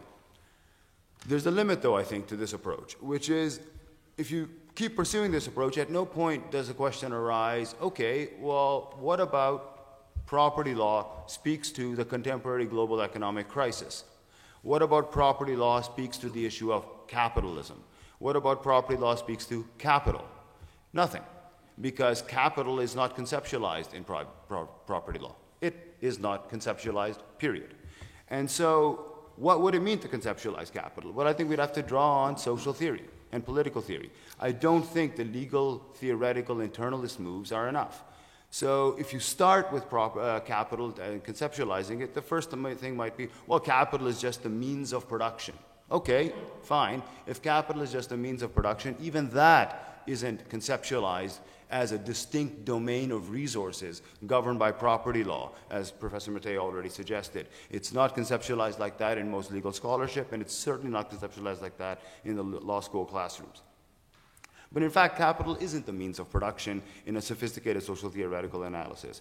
Capital is in fact a social relationship of ownership over the means of production, naturally. But it's not just the ownership of means of production. It's not the capitalist. Capital is a social relationship between capital labor and capital capital. It's a social relationship marked by a vertical relationship between capitalists and workers, which everyone is familiar with, but as or more importantly, it's a horizontal relationship between capital and capital. Why is this important? Because this structure, analyzed by Marx, accepted by Weber, even a little bit, although in secret, by Rawls, foments a fundamental logic on the system, which isn't a logic just of greed or acquisition or maldistribution. No, it's a logic of ceaseless accumulation and ceaseless insecurity, ceaseless anxiety, generalized accumulation. Why? Because private ownership must survive through market competition. Grow or die. You don't have an option. You can either die and join the non-propertied or keep growing. The system has this logic independent of the will of its participants. It's a structural logic. And a structural logic can't be analyzed at the micro level only. You need macro lenses. And so the macro lens of the structural logic, sorry, how am I doing for time? No, go ahead. Okay. So the macro lens of the structural logic, I think. Sorry? Yeah. No, you can even slow a little bit down because it's very dense and cool, but it's... All right, slowing down just a little. All right. Thanks. Okay, so what I want to suggest is the two fundamental aspects of this logic: ceaseless accumulation and generalized insecurity. So ceaseless accumulation, ceaseless growth. In, I don't know, what is it, 37, Keynes wrote an essay about, our grandchildren and the economic future. And he predicted accurately that in 100 years, although it's only been about 80 years since, our GDP in the advanced West would be eightfold increased. It's about 6.5 so far, so we're pretty well on track. And he thought, well, of course, given that we're already wealthy in the 1930s, by that point, we will have completely solved the problem of scarcity, and the problems will be those of leisure. Now, recently, Richard Posner, remarking on this, said, well, of course, Keynes didn't realize this. He was English, didn't really like comfort. We still want more comfort. So that's the Posner mindset, right? The Posner mindset is that the system is driven by the individual's consumptive preferences for more goods. And this is the mindset of virtually everyone who doesn't understand the Marxian analysis. It's either individual capitalist greed or individual consumptive short-sightedness or bad humans vis-a-vis nature. But it's not that there's a systematic logic of ceaseless extraction and accumulation because the system requires it, given its institutional preconditions in private centralized control of productive assets, i.e. savings and their reinvestment, governed by the logic of generalized market competition, which is completely commodified. There is no decommodification, nor any embedment of investment. These are the two fundamental institutional logics that would have to be disrupted if we were serious about addressing capital. from a legal institutional point of view. Notice, of course, neither of these are even remotely understandable or cognizable within contemporary legal scholarship. So those would be the two logics. And so basically the point I'm trying to get at is that the financial crisis, austerity, we've been living since about the early 70s under the shadow of constant fiscal crunching, as if we're constantly somehow poor. But the world's GDP continually grows, and there's a surfeit of capital awash all over the world, which has no outlets. And yet we believe that the problem is belt-tightening in Europe, austerity is the problem, we should do austerity, and of course, no, we should do Keynesian pump priming, as if the solution to having a system hooked on reinvestment for the sake of expanding profitability is just to bribe it by greasing the wheels with more consumption. This is the limit of the horizon of thought in critical mainstream analysis on how to deal with the fiscal crisis, the so-called Keynesian solution. And so, basically, to sum up, I would suggest that if we wanted to be serious about crisis-induced transformations in property, we'd probably start wanting to think about conceptualizing property and capital, and what the hell capital is. Okay.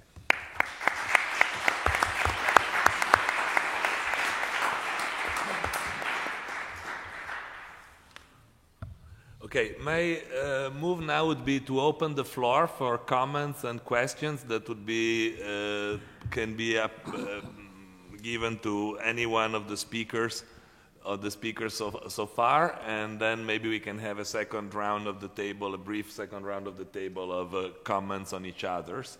After, however, we have taken the floor's question. We can go on until we have another 45 minutes we can use for discussion, so we can have a pretty nice session coming. So the floor is open for questions. There's a mic on the table. There is mic here. No, there's a portable. Okay. Oh, there is one. Very good. Please, yes, there is one here.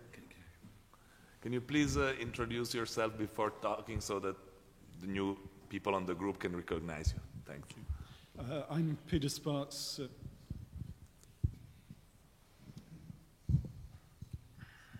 I'm Peter Sparks from Southampton.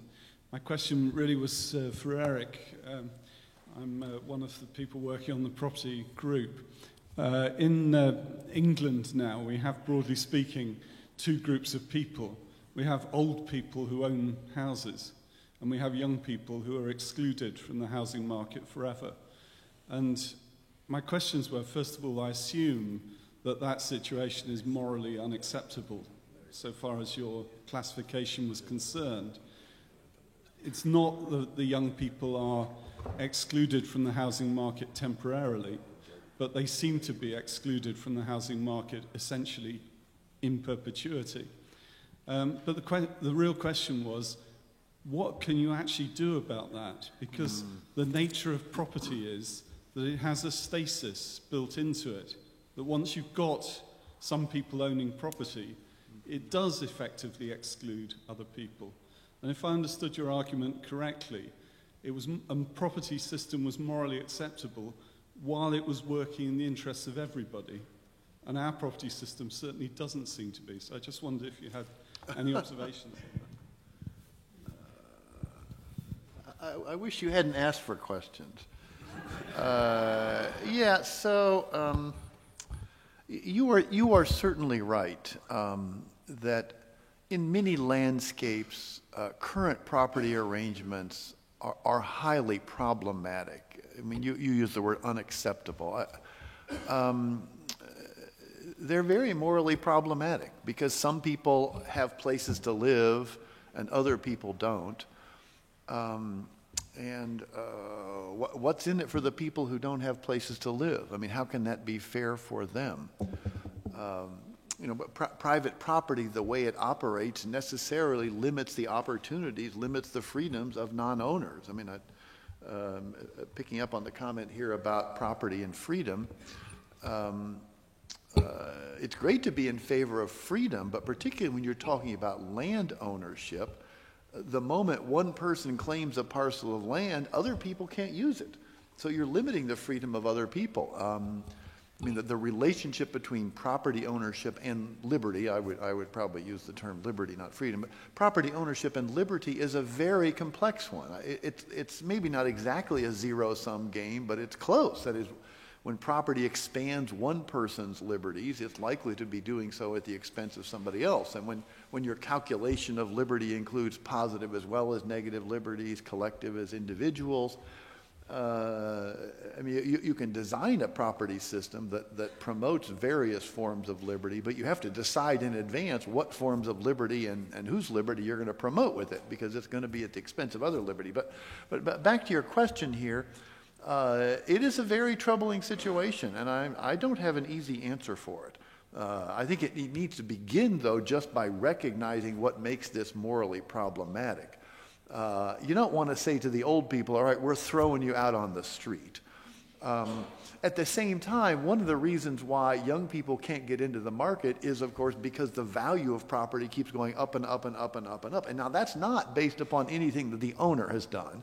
In my remarks, I referred to that as a communal creation. You know, economists would say, oh, well, it's just about scarcity. But you know, scarcity happens when you got lots of people who are living together. So it's the people collectively who have given rise to this value. I don't know the international literature on this issue so much, but the leading figure in U.S. history, having written about this, was the political economist Henry George in the late 19th century. And as many of you probably may know, George just sort of looked at this and said, well, this is the origin of poverty. The fact that property keeps going up and up in value through no reason that's attributable to the owner, and this is a communal creation. If we could if we had captured this communally created value somehow, that could then be turned into the communal good. He of course famously wanted to tax it. He thought the value of land ought to be communally owned in a sense. It ought to be taxed. So if you owned a house, you should be constantly paying a rent, essentially, in the form of a tax on your property. He thought that tax, of course, would generate enough money that all other taxes could be eliminated. So it was his single tax program. Single tax clubs arise. He's extremely popular, of course, with people who don't own property. Get rid of all their taxes. So he was really the hero, and somebody introduced the cigar, the Henry George cigar, which you can still see old painted signs for the Henry George, the working man cigar. It's got to focus in some way on that increment in value that goes up, and to say, that's a communal asset. As I say, it doesn't mean kicking off the people who are there, but somehow realizing that to the extent, if you've got property that was worth £100,000 and now it's worth £1 million, somehow that increase in gain has got to be plowed back in to create places to live for other people. Because frankly, it's just not a value that you have earned through your labors of any sort. Now, how that's going to happen, I think the problem in Britain is that there just aren't places to live, and now that's a more complex issue. But if we could put that aside, and I think in the United States we could put it aside, because we like to think we've got unlimited space and we can just always build someplace new. That's not exactly right, but let's assume it is right. Then the question really is just costs of constructing new things, of new houses, new places to live. If that could be funded by the value increase in these other places, it could be a more affordable system. But I'm just scratching the surface here. It's not that I haven't thought about it, but economists, and I'm sure there are some of you around, are automatically going to have objections to what I'm saying. And there are some practical problems with it. But it's got to, I think, focus upon the increase in value, in pricing value, that's just being bid up because the community is bigger, the community is more wealthy. That increase in value somehow needs to be captured by the community and used to deal with this problem. But I think if I can add something on his remark, it seems to me that you could have answered within your framework, as I understood it from your talk.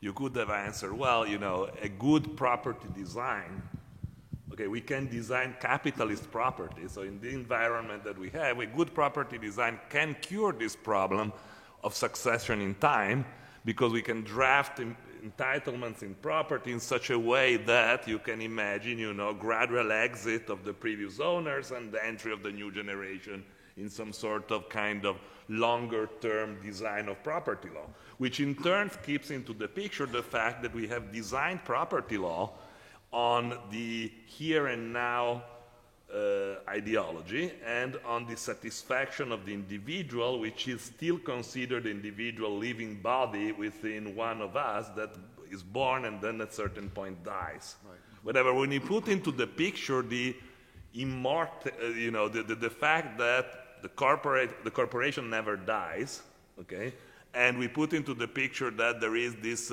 kind of function of eternal growing that is actually possible in abstract in the corporation as long as it works as an institution of capital. Basically, the nature of capital. The corporate capital is embodied in a relationship, as Talal was saying, and this is a relationship that is neither only between human beings nor only between human beings and commodities, a relationship of abstraction of some kind, that we focus on the model of the exchange, so on something that happens in the present, and we do not have an institutional setting that takes care of the longer term and of the transgenerational relationship, except in the law of succession.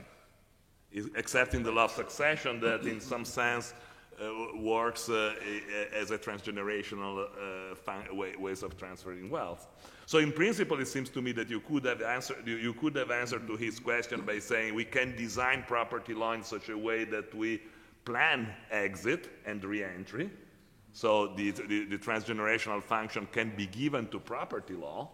But we don't do that because we are still stuck in a vision of property law that doesn't take into consideration the long term, but actually remains within the here and now. So I guess that there is a lot of redesigning to do on institutions if we want to stay on your model, and the redesigning is not going to be limited to the entitlement that you can design in the institutional property itself, but has to rebuild in the picture also other areas of law that we kind of progressively consider separated from property law. But actually, the old English law of property was actually not really separating succession from property for a long, long time. It's kind of a more recent addition, seems to me.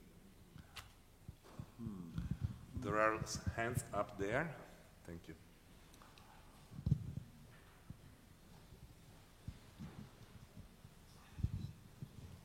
Thank you. Chantal Mak, University of Amsterdam. If I may follow up on your comments, especially on this institutional dimension of property, I have a question for all three speakers. Namely, in your presentation, I got the impression that you relate the design of property, of a system of property law, very much to the idea of the nation state.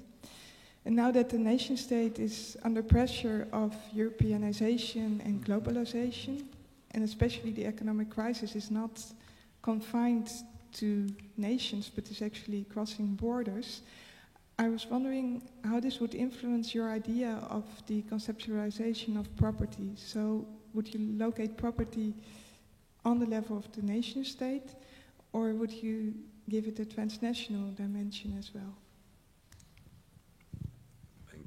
Who's going to answer first? let's go ahead.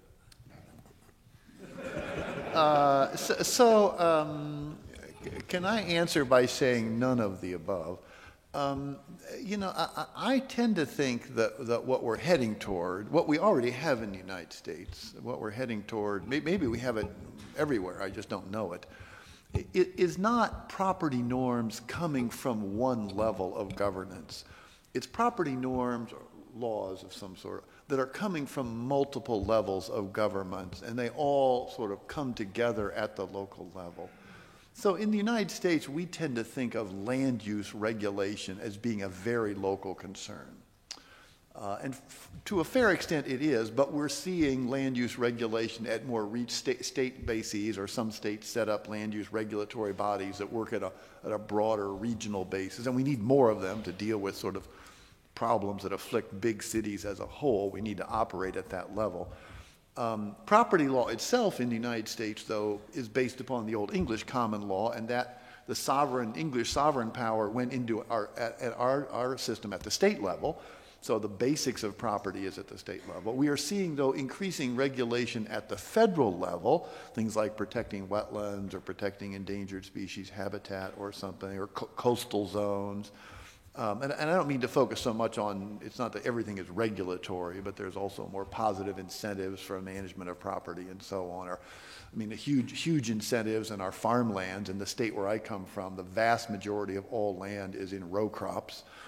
In my county, literally over 90% of all the land, square centimeter by square centimeter, is in maize, corn, and soybeans. That's not corn. I think 90+%. Everything else is the city, houses, roads, easement, everything. Farming is very much affected. The way those lands are used, the value of these lands is very much affected by federal programs. In the United States, of course, we famously don't want to have anything to do with the international community, and the thought of international law intervening as it needs to, as someday it will, that would add just another layer. So I think you're going to see norms at various levels of government. I tend to think that an awful lot of the land use stuff still needs to be the responsibility of people at the local level who know the land, who are committed to it. And although I see good reasons for governance at higher levels, I'm hugely frightened by a property system set at that level, because I can't help but think that its aim first and foremost will be to protect global capital. So people from the outside who want to come in and invest, they don't want to have local surprises. They want everything to be secure. They're going to make money. Of course, the frightening situations in that regard developing in Africa in recent decades are just, prime examples of where you've got state level government that just isn't working, isn't functioning. You've got just trampling over local property use arrangements in some sort. So I think ultimately we need to be still thinking about nested governance, but that leaves open the greater issues of what sort of powers and responsibilities are going to be at the local level, and in case of conflict, sort of who gets to choose. Yeah, of course, it's the imperative of capital production is concentration and just one crop as it's happening. Ultimately, it doesn't really matter anymore so much the actual land use property structure. What really matters is the kind of production, in massive production such as that. The property law that really matters is intellectual property on Monsanto and the seeds, much more than the actual property. Yeah. Well, and it's subsidies for that is highly universal, even if it actually deals eventually in the way in which you make capital produce. Tala? So I don't have much to say, except I think your question's to the point and basically raises the grim point that the resource I'm interested in, which is capital and its regulation, is basically beyond the sovereign control at this stage of national regulation, or so it seems, and that's not an accident. And historically, when countries tried to nationalize with compensation, they were bombed. So it's not really clear if there's any way of regionally or otherwise regulating the footloose mobility and disciplinary power of capital. Sorry. Just one sentence. Yes. So just one sentence. I'll come back later to some aspects of property I neglected in my talk, which should be said. But what I find conspicuous in this respect, what you very rightly asked about, that capital is in some respects being statified and on an international level.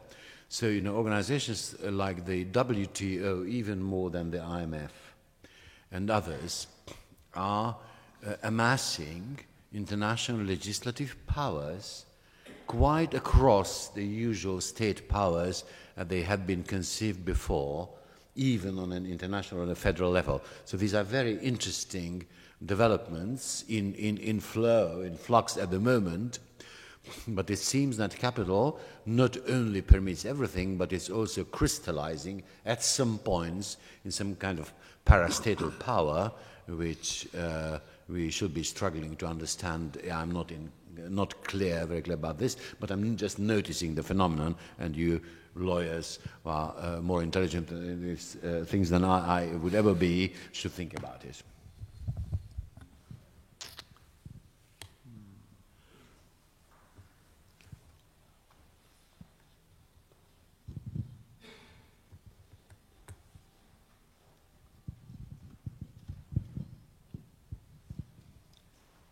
David Cabrelli, University of Edinburgh.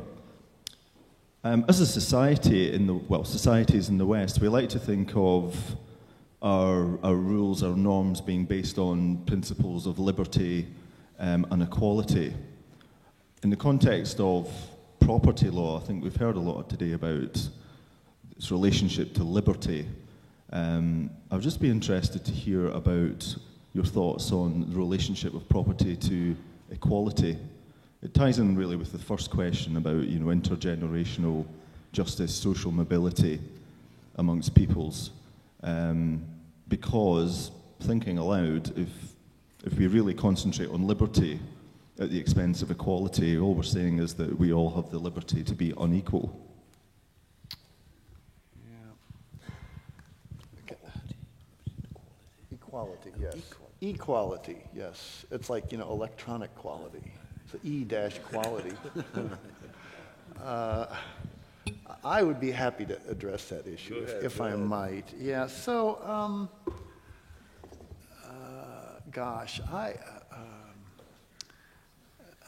I like both liberty and equality in their place. So I don't mean my remarks to say I'm against them, but I think that both of them are very incomplete notions. Liberty comes in so many different forms, and there's often so many clashes of A's liberty versus B's liberty, so that you can thump your hand on the table over and over and say, I'm in favor of liberty. That doesn't even remotely get you to setting up a property system of any sort without other normative values that are brought to bear there. Equality, of course, is a famously, it's been called an empty idea. It's not completely empty, but it just means, of course, treating like cases alike. It suggests that you ought to have a rule of law, but like cases alike, but it doesn't give you the normative material you need to know whether two cases are alike or whether they're different. It just means that once you've decided normatively that they are alike, once you've decided that the differences between them are normatively unimportant, then you should treat them alike. But so it too is a very thin normative value, it seems to me, although rhetorically powerful. It gets used all the time in my country. And I think that we ought to be awakening to the fact that even in combination, liberty and equality are not much of a moral scheme. Ontologically, I think they're misguided. They sort of are based upon a presumption of individual autonomy that is just grossly false. People are embedded in social communities, and their flourishing is so dependent upon the health, the types and health of those social interactions. Ecologically, which is my main field, individual autonomy is almost nonsense. You can't do anything in nature without having ripple effects that spread out. And to use land well, you need to be focusing on the health of the ecological community as such. A sound environmental policy, a sound land use scheme would be one that has as one of its aims to promote the ecological health of the community as such. That somehow we need to be bringing back into our moral vocabulary a greater sense of the community, valuing the community as such, realizing how individual welfare in nature, socially, is dependent upon the community as such.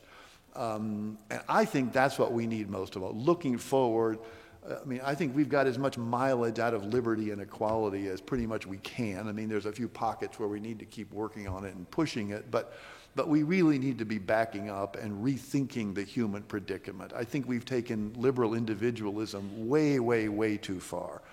With a lot of benefits. Don't get me wrong. It's like Enlightenment thinking. We've taken that much too far as well. We exaggerate human reasons. We exaggerate our powers. We need a lot more humility, a greater recognition of our ignorance. It's certainly, I think, one of our big problems, and let me link those two together and then I'll stop, that one of the big problems we have today is finding some agreed upon grounding for moral values, for normative values. I mean, many of you, I'm sure, know the literature far better than I do, but it's been a huge crisis, since the Enlightenment, when they realized that no combination of empirical facts and reason are together going to produce a moral scheme of some sort. I think Hume had it right. It's got to be grounded basically upon sentiments of some sort. But in any event, as lots of philosophers have said, we ultimately have to make choices about moral values. And I think we have got to start realizing that that's where they start. In the United States, we famously have Thomas Jefferson getting up, declaring his self-evident truths. And we go, oh, yeah, those are self-evident. What the hell does that mean? What it means is I have no facts that will prove this, and I have no logic that will prove it. I'm just throwing this out rhetorically and seeing who's going to buy it. Well, everybody bought it, which is fine. There's nothing wrong with that. But we need to be throwing out other self-evident truths. I think ones that value the community as such, the social community, the natural community, that embed people in them, and that realize that the welfare of people is going to be dependent in part on the welfare of the communities of which they are a part. We need more self-evident truths like that. And meaning no disrespect, the words of liberty and equality are roadblocks to that effort. I have a slightly different take on this. I actually do believe that equality has actually a quite clear quantitative meaning, which can be factored and described in terms of income, in terms of capital that accumulated, in terms of estate. The wages are, there is equality in wages when workers get the same money for the same time of work. There is equality in property owning when everybody has one house and one dacha, and not more than that.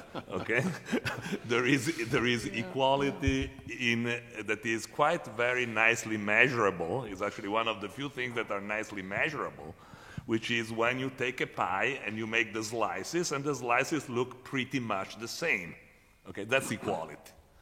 And equality has been, and Rousseau is the guy who gave us the best description of that, the big foe of private property. Once you establish a system of private property, the first time a guy would say, "This is mine." Remember the very famous passage of Rousseau. Yeah. And people are stupid enough to believe that. This is the birth of both property and equality and inequality. Right. So it is pretty clear that there is a tension between property and equality, and that is an institutional tension that has been multiplied in a very significant way by the development of capitalism and by the capitalist ideology that has been produced massively and has been advertised massively in order to persuade everybody that it is much more natural to be unequal than to be equal. So I think I'm really sympathetic with your question. And I do think that actually here we are pretty much when we deal with property law, and this was actually the sense of what I tried to say this morning, I believe that the major economic crisis of 2007 has produced two kinds of reaction. One of them in the capitalist camp, okay? How can we reconstruct a degree of credibility of the fact that the current global capitalist organization will survive or should survive the crisis? No? This is pretty similar to what Gorbachev tried to do when the Soviet model was falling down. Is there a way that I can persuade everybody here in the world that socialism can be kind of adjusted pretty much in the way it is so that will not eventually collapse? And, over there things went differently. Here there have been a very similar effort in saying, can we restructure the ideology, the relationship between the public and the private, the state-private property relationship so that we can kind of keep things together, maintaining some hegemony in the idea that capitalism is, the only possibility. After 2007, 2007 happened after 20 years in which, we could have been celebrating ourselves without paying any attention on the fact that the inequality was skyrocketing and was growing to a point of make things unsustainable. Seems to me that the crisis of 2007 is a crisis due very much to the fact that inequality now cannot be managed anymore in any ecologically compatible way. We cannot imagine an ecological community made of of species that are as different as the poor and the rich in the current societies. They are kind of genetic modifications. They are different animals. They don't have the same needs anymore. They don't fall in love to each other. There is nothing in the relationship between the rich and the poor that maintains them part of the same race, okay? As simple as that. This has produced a dramatic change in everything that there is around the way in which the legal system works, and the legal system can work as a system governed by some principles of justice of some kind. So the post-crisis has been, on the one hand, a restructuring of the rhetorical apparatuses of capital. So capital tries to re-legitimize itself in a way or another by a variety of top-down moves that are more and more authoritarian and more based on attempts to concentrate might in technology, on the one hand. But on the other hand, and this is what's interesting here, this is what's interesting for private law.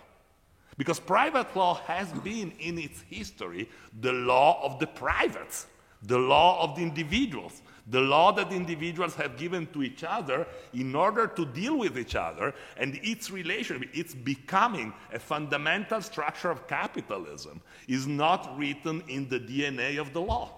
There can be non-capitalist private law. And actually there is out there quite a bit of private law that is non-capitalist, that comes from the bottom up, that develops relationship between individuals that are not based on capitalist expropriation model and appropriation model. And this is, to me, what is coming out of the crisis. On the one hand, we have this restructuring of the capitalist model of extraction of resources that is using one component of private law, that now is merging more and more with the public authority, on the one hand. On the other hand, there is the old non-state-based private law produced by communities of people that more and more get together and deal legally with kind of forms that actually produce a way to stay together that is not based on capitalist exploitation, okay? And these are the two coins that are the post-crisis transformation. So it seems to me that now as lawyers we have to look with a lot of respect these very difficult attempts of recreate institutional settings that are actually new because they imagine a kind of social life that is not mediated by the capitalist necessities of grow or die, as Tala was saying. So this is, to me, is some important point that has to do with equality. And I'm interested in the way in which what ecology can teach us, in the way in which sick system recover. A sick system which is sick to the point of get to the crisis where we got. It's sick to the point of having this level of inequality and this level of fundamental rights that are not respected despite being, carried on the charters everywhere. So this is a sick system. This is a system that doesn't work anymore. How can you cure it? You have to identify, when you have a lake that is dying, for example. When you have a lake that is dying, what do you do to cure it? You try to protect a little part of that lake from the actors that make it sick. Okay, the Lake Victoria, you want to cure it, you have to protect it from the Nile perch that is predating on every other animal, killing everybody. You have lakes in the mountains that are polluted by the poison that is used by cultivations. Okay, what you do, you try to protect an area from that, and then the lake slowly recovers. In some sense, you know, if you allow a part to begin, then by networking from the bottom up, the system kind of recovers. Seems to me that in private law we have a similar task as lawyer, that is to conceptualize, to understand in a proper way, that is in a technically sophisticated way, these alternative institutions that are developing in different places, protecting them against the attacks of the capitalist vision of private law, and let them flourish, and then possibly, you know, transformations might happen in the picture. I'd like to just make a small conceptual point, which is that I know it's often said that, you know, liberty and equality are in tension in some way, but I just think that's probably just conceptually confused, and it's a problematic framing in the debate that's happened since, I guess, whenever Locke, which is that basically within liberalism there is no liberty equality debate. There's a debate between what kind of liberty there should be equality in. The debate is between different conceptions of freedom. So if you believe in negative liberty a la Hayek, you still believe in the equal distribution of negative liberty. There is no liberal theorist since Locke who's defended inequality in whatever their chosen space of freedom is. They just have different conceptions of freedom. Hayek has negative liberty, and as Nozick. Economists believe that freedom is the ability to satisfy your consumer preferences. Rawls has a different conception. Sen at one extreme believes in capabilities. They all believe in equality in their spaces. There is no debate between liberty and equality. This is just a bad framing of a debate which is always going to have equality on the losing side. The debate is always between, do you believe in negative liberty, or do you believe in freedom 2, or do you believe in freedom 3, or do you believe in capability, and then equality just flows from it. There is pretty well no one in print within liberalism in the last 400 years who's defended inequality in whatever their chosen space of freedom.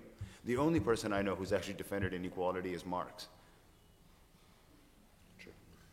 Yes, ma'am. Can I follow up on that, though? But would you agree, though, that in your choice among these liberties, the notion of liberty itself and the notion of equality don't give you a preference?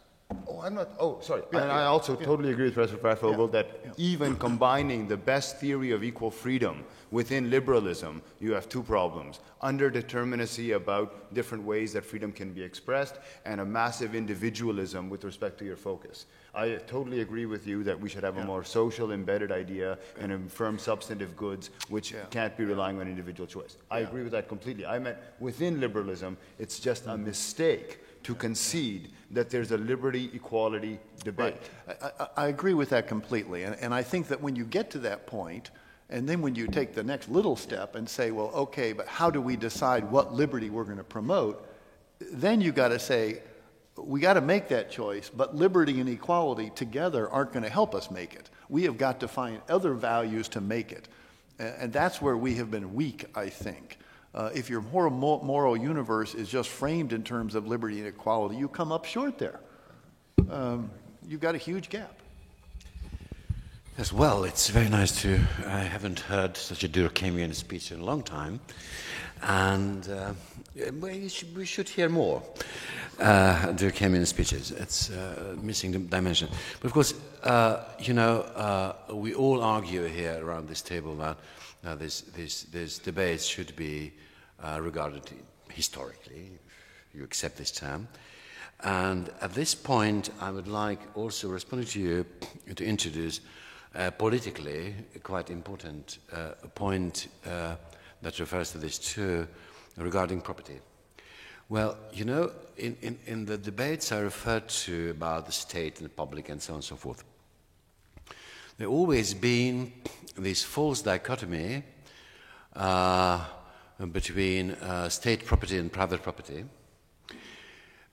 which has led to a wrong understanding of Marxian theory by people who believe they were Marxists and also by their adversaries. Namely, where is in a Marxian theory, where is property problematic?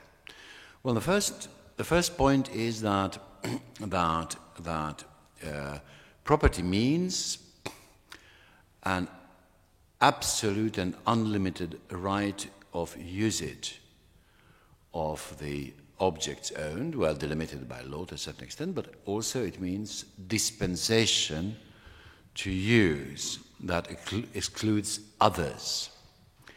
Whether the subject that is in such control is a private person, a corporation, a firm, or something called the socialist state, from the point of view of what Marx defines as the proletarian, is the same thing.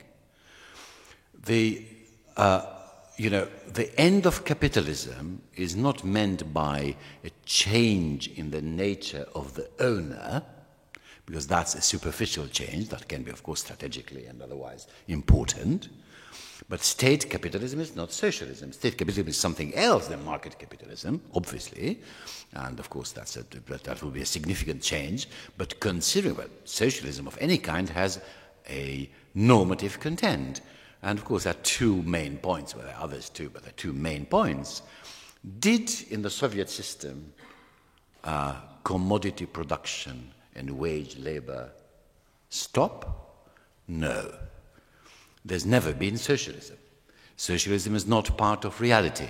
Socialism or communism had always remained a normative tool in order to see modern society from a historical point of view. And here I will return to your problem.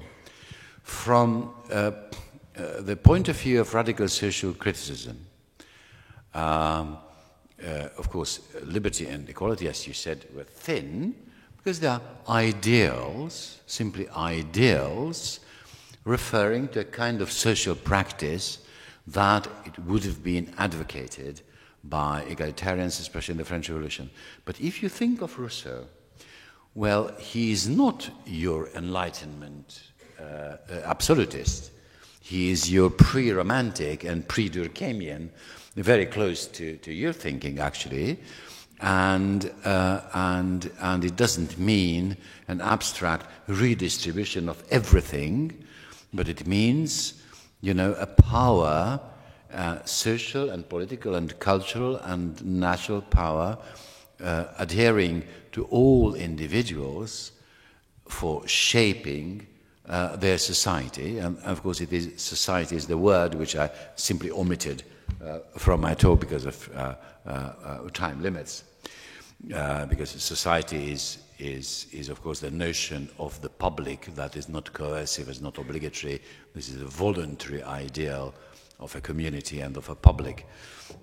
So now, of course, and in this respect, the Rousseauian idea of equality presupposes the kind of freedom you think cannot exist, the autonomy kind of freedom, which of course doesn't mean that, it doesn't mean omnipotence and doesn't mean independence from the community, but it means freedom from outside determination and freedom from authority, right? Which may be unattainable, but is an aspiration that is supposed to be the basis for equality, which is not possible in the presence of overwhelming authority and inherited privilege. Lionel? Thank you. It's Lionel Smith from McGill. I thought all of the presentations were really interesting. I wanted to make a kind of commentary or suggestion that perhaps carries forward the 4 steps of de-reification that Professor Syed mentioned. Another possible step, it might be chronologically, it might be the earliest, although I don't think the lawyers have quite come to terms with it yet. Thank you. Another step in this process is of de-reification is the treatment of, you might say, promises as a form of property, which arguably goes all the way back to Gaius. But the first-year law curriculum doesn't really reflect it. We distinguish property in a strict sense from the benefit of obligations.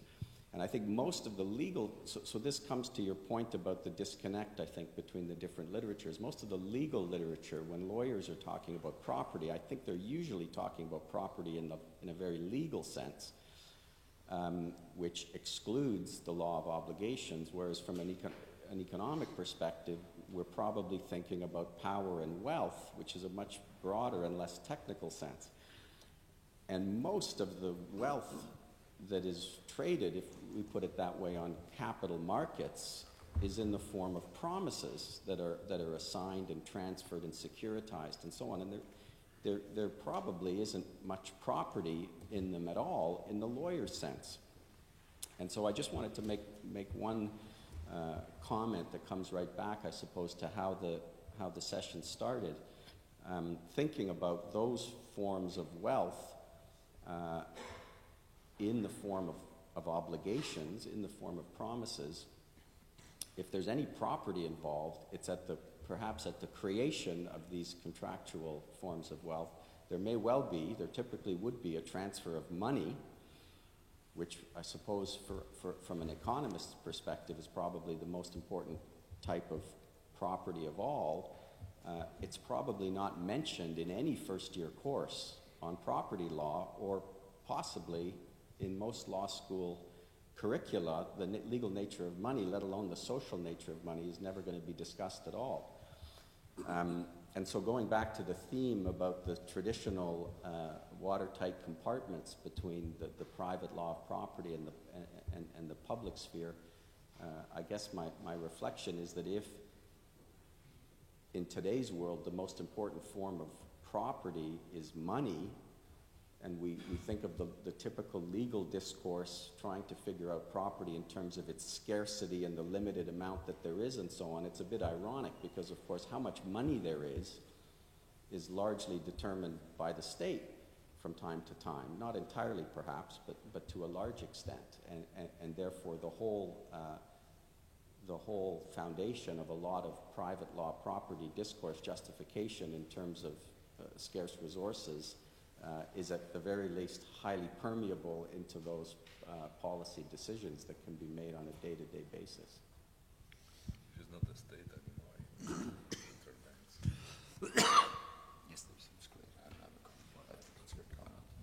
It was more of a comment than a question. I would like to say one quick thing about that. I mean, there's a huge amount to be said about money, of course. One of the places I would start is with the basic question of what things in the world are going to be allocated according to who pays the most. Because that's, the role of money is going up in part because more and more things are being allocated through market mechanism to the highest bidder. When the schools in England now all start charging more and more and more money, what they're just saying is this is now going to be yet another resource that we allocate according to money. And I think part of the restructuring that's urgently needed today is to be moving in precisely the other direction, is more and more things that people need to live a good life are not allocated according to who pays. So you've got schools, you've got parks, you've got libraries, you've got transit systems. I mean, the more things that are provided communally like that, the less significant it is then that some people have vastly more money than others. I mean, you're just limiting the role of money then. Could you give the mic to us? Thank you. Piotr Stec, Opole University, Poland. One comment and question to Hugo's statement. You said that property law treats all kinds of property equally, does not differentiate, and that such a differentiation is a creature unknown to legal systems. It's not quite true, or the systems that differentiated property are now long buried, because in socialist legal doctrine there was a very strong differentiation of types of property between ownership of means of production, capital, and means of consumption, and there was a differentiation between state property or public property, private property, and something that was called a personal property, not to be confused with ownership of movables. Personal property, as understood by socialist legal doctrine, was ownership of means of consumption. Your clothes, private flat, perhaps a small garden, and as far as I remember, unfortunately I've been exposed to the system, as far as I remember, this personal property has even been defined in some socialist constitutions, including Romania, I believe, Czech Republic, and yes, still valid constitution of Cuba. And the private property was least protected type of a property, with state property being the most protected and personal property somewhere in the middle.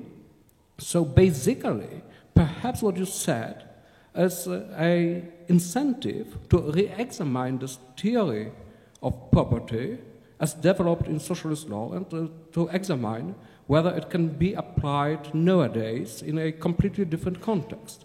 However, before we do it, I'd like to remark or point your attention to that this egalitarian treatment of property means that we've reached an agreement on the minimum level of protection.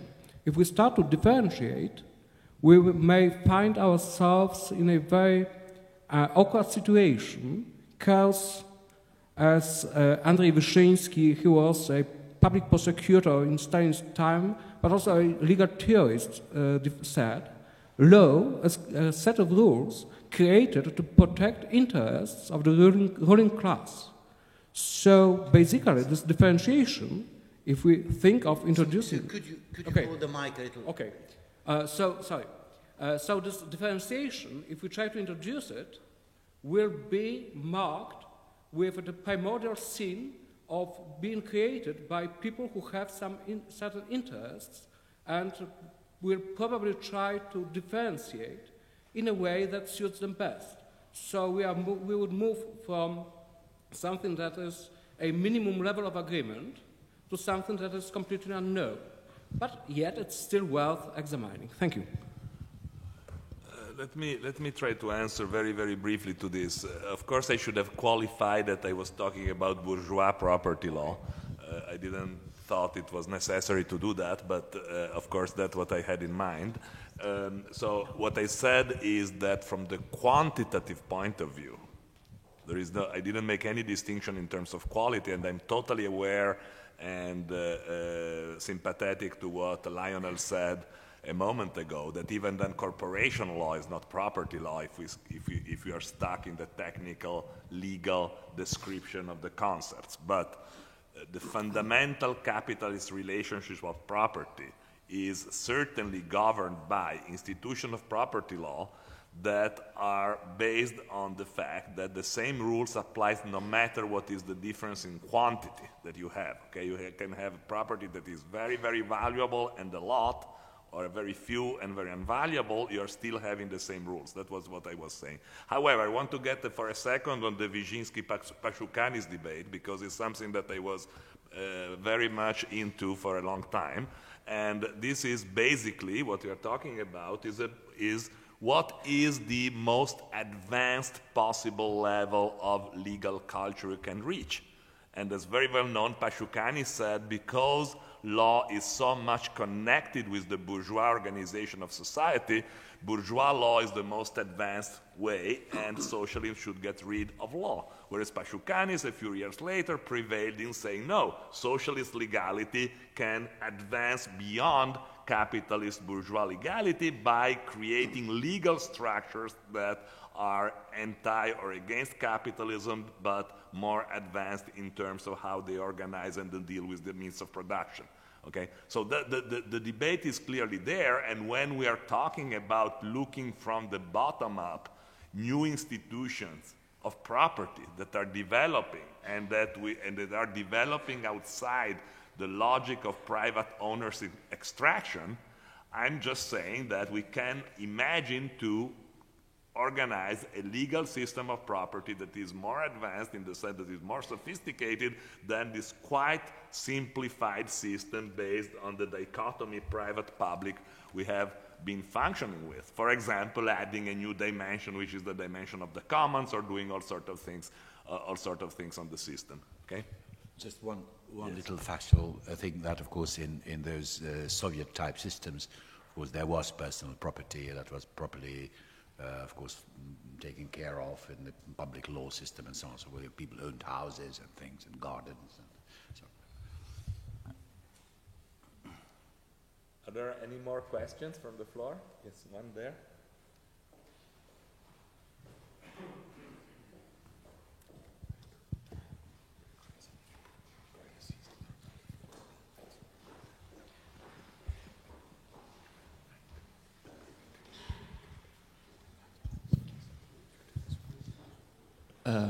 Björn Holps, University of Groningen.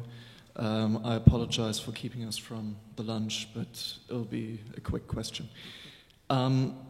If we accept that property entails power imbalances between the people, if we accept that property entails power over others, I think that we must ask what are the justifications for this. And in the 1950s in Germany, where I'm from, after the war, there was a feeling, a social consensus, that if I work hard, then I deserve the property, then inequality and power imbalances are justified. And it has been described as an intergenerational problem. The old ones have the houses and the young ones don't. But it is also a problem within a generation of people that consists of some members who inherit property from their parents and others who do not. And so inequality used to, or that's not entirely true, but just let's assume that it is. Inequality used to be based upon merit, and now it seems to be based, at least to a certain extent, on descent. And the question is this a proper justification for power imbalances between the people? And do we have to engage into a discussion about these justifications if we don't accept this justification? And the second question is, can bourgeois private law provide for a solution here, or do we have to resort to public law for a solution here? Thank you. So your question gets us back to our earlier discussion about equality and the question of equal in what ways. In the United States, we of course like to say we're in favor of equal opportunity, not equal outcome. We say that. You do. And we actually sometimes believe it's possible, which is even more naive. Sure, it's abundantly clear that if you as a young person grow up in a family of wealth and, having two parents and a stable home and good schools and so on, I mean, you're way ahead. So it's not just you've inherited a lot of money, it's that you've been given a start in life that puts you way ahead of people who don't have that. So how does that enter into your notion of equality of opportunity? We could say, listen, you can't inherit any money from your parents because that would start you off at an unequal beginning point, and so we have to have a 100% inheritance tax. Fine, all right, you be the one to propose that first. I mean, it has been proposed, of course, and it's got a long history to it, but even if that were the case, though, I mean, it's so abundantly clear these days that success isn't, merit. Rousseau famously in his writings on equality, and he was against inequality, but of course he is, if the inequality comes about just because of natural ability, some people are smarter, work harder than others, and that's perfectly fine. And that's in the United States. We like to think that that's the system we have, although it's patently untrue.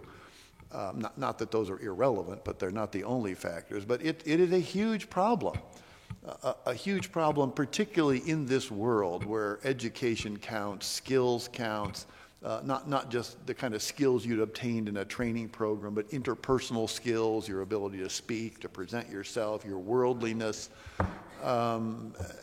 it just makes a mockery of the notion of equality of opportunity. In the United States, we tend to overlook this in part for one big reason, and that is that we are still fixated on looking at growth statistics and wanting to spot inequality based upon race.